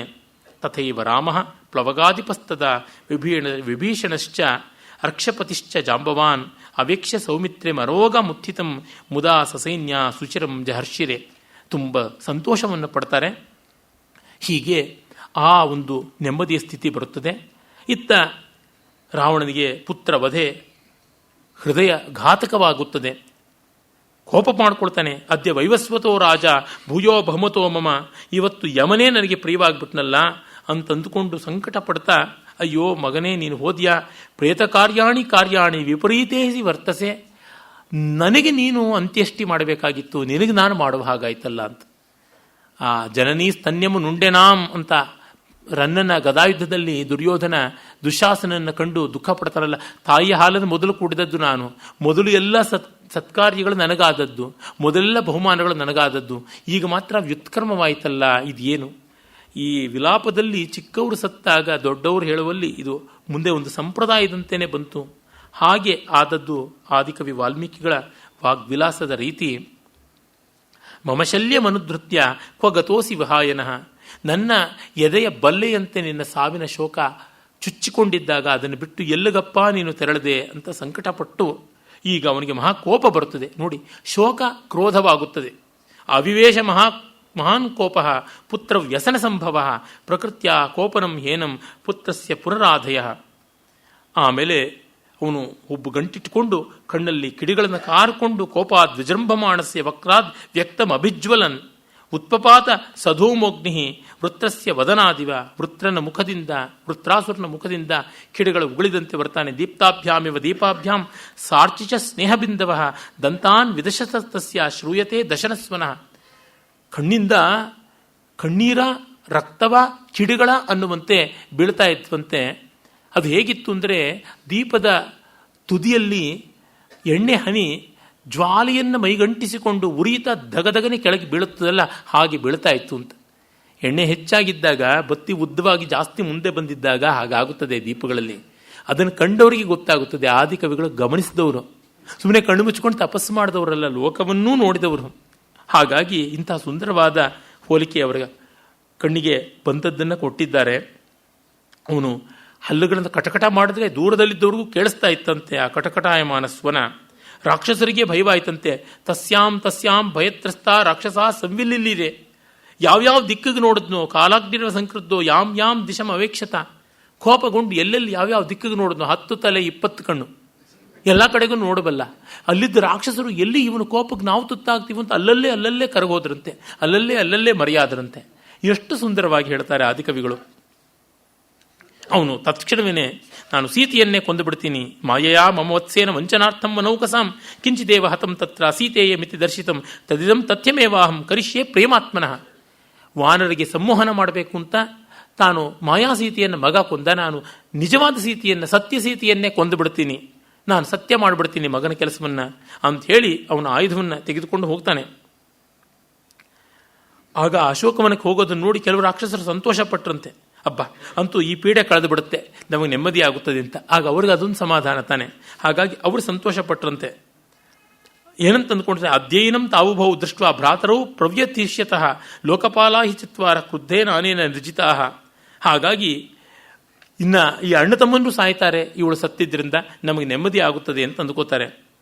ಆಗ ತದರ್ಶ ರಾಕ್ಷಸಂ ಕ್ರುದ್ಧಂ ನಿಸ್ತ್ರಂಶವರ ಧಾರಿಣಂ ತಂ ನಿಶಮ್ಯ ಸನಿಸ್ತ್ರಂಶಂ ವ್ಯಥಿತಾ ಜನಕಾತ್ಮಜ. ಸೀತೆ ಸಂಕಟ ಪಡ್ತಾಳೆ. ಅಹೋ, ಇವತ್ತು ನನ್ನ ಕೊಂದು ಬಿಡ್ತಾನೆ ಅನ್ಸುತ್ತೆ, ಏನು ಮಾಡೋದು?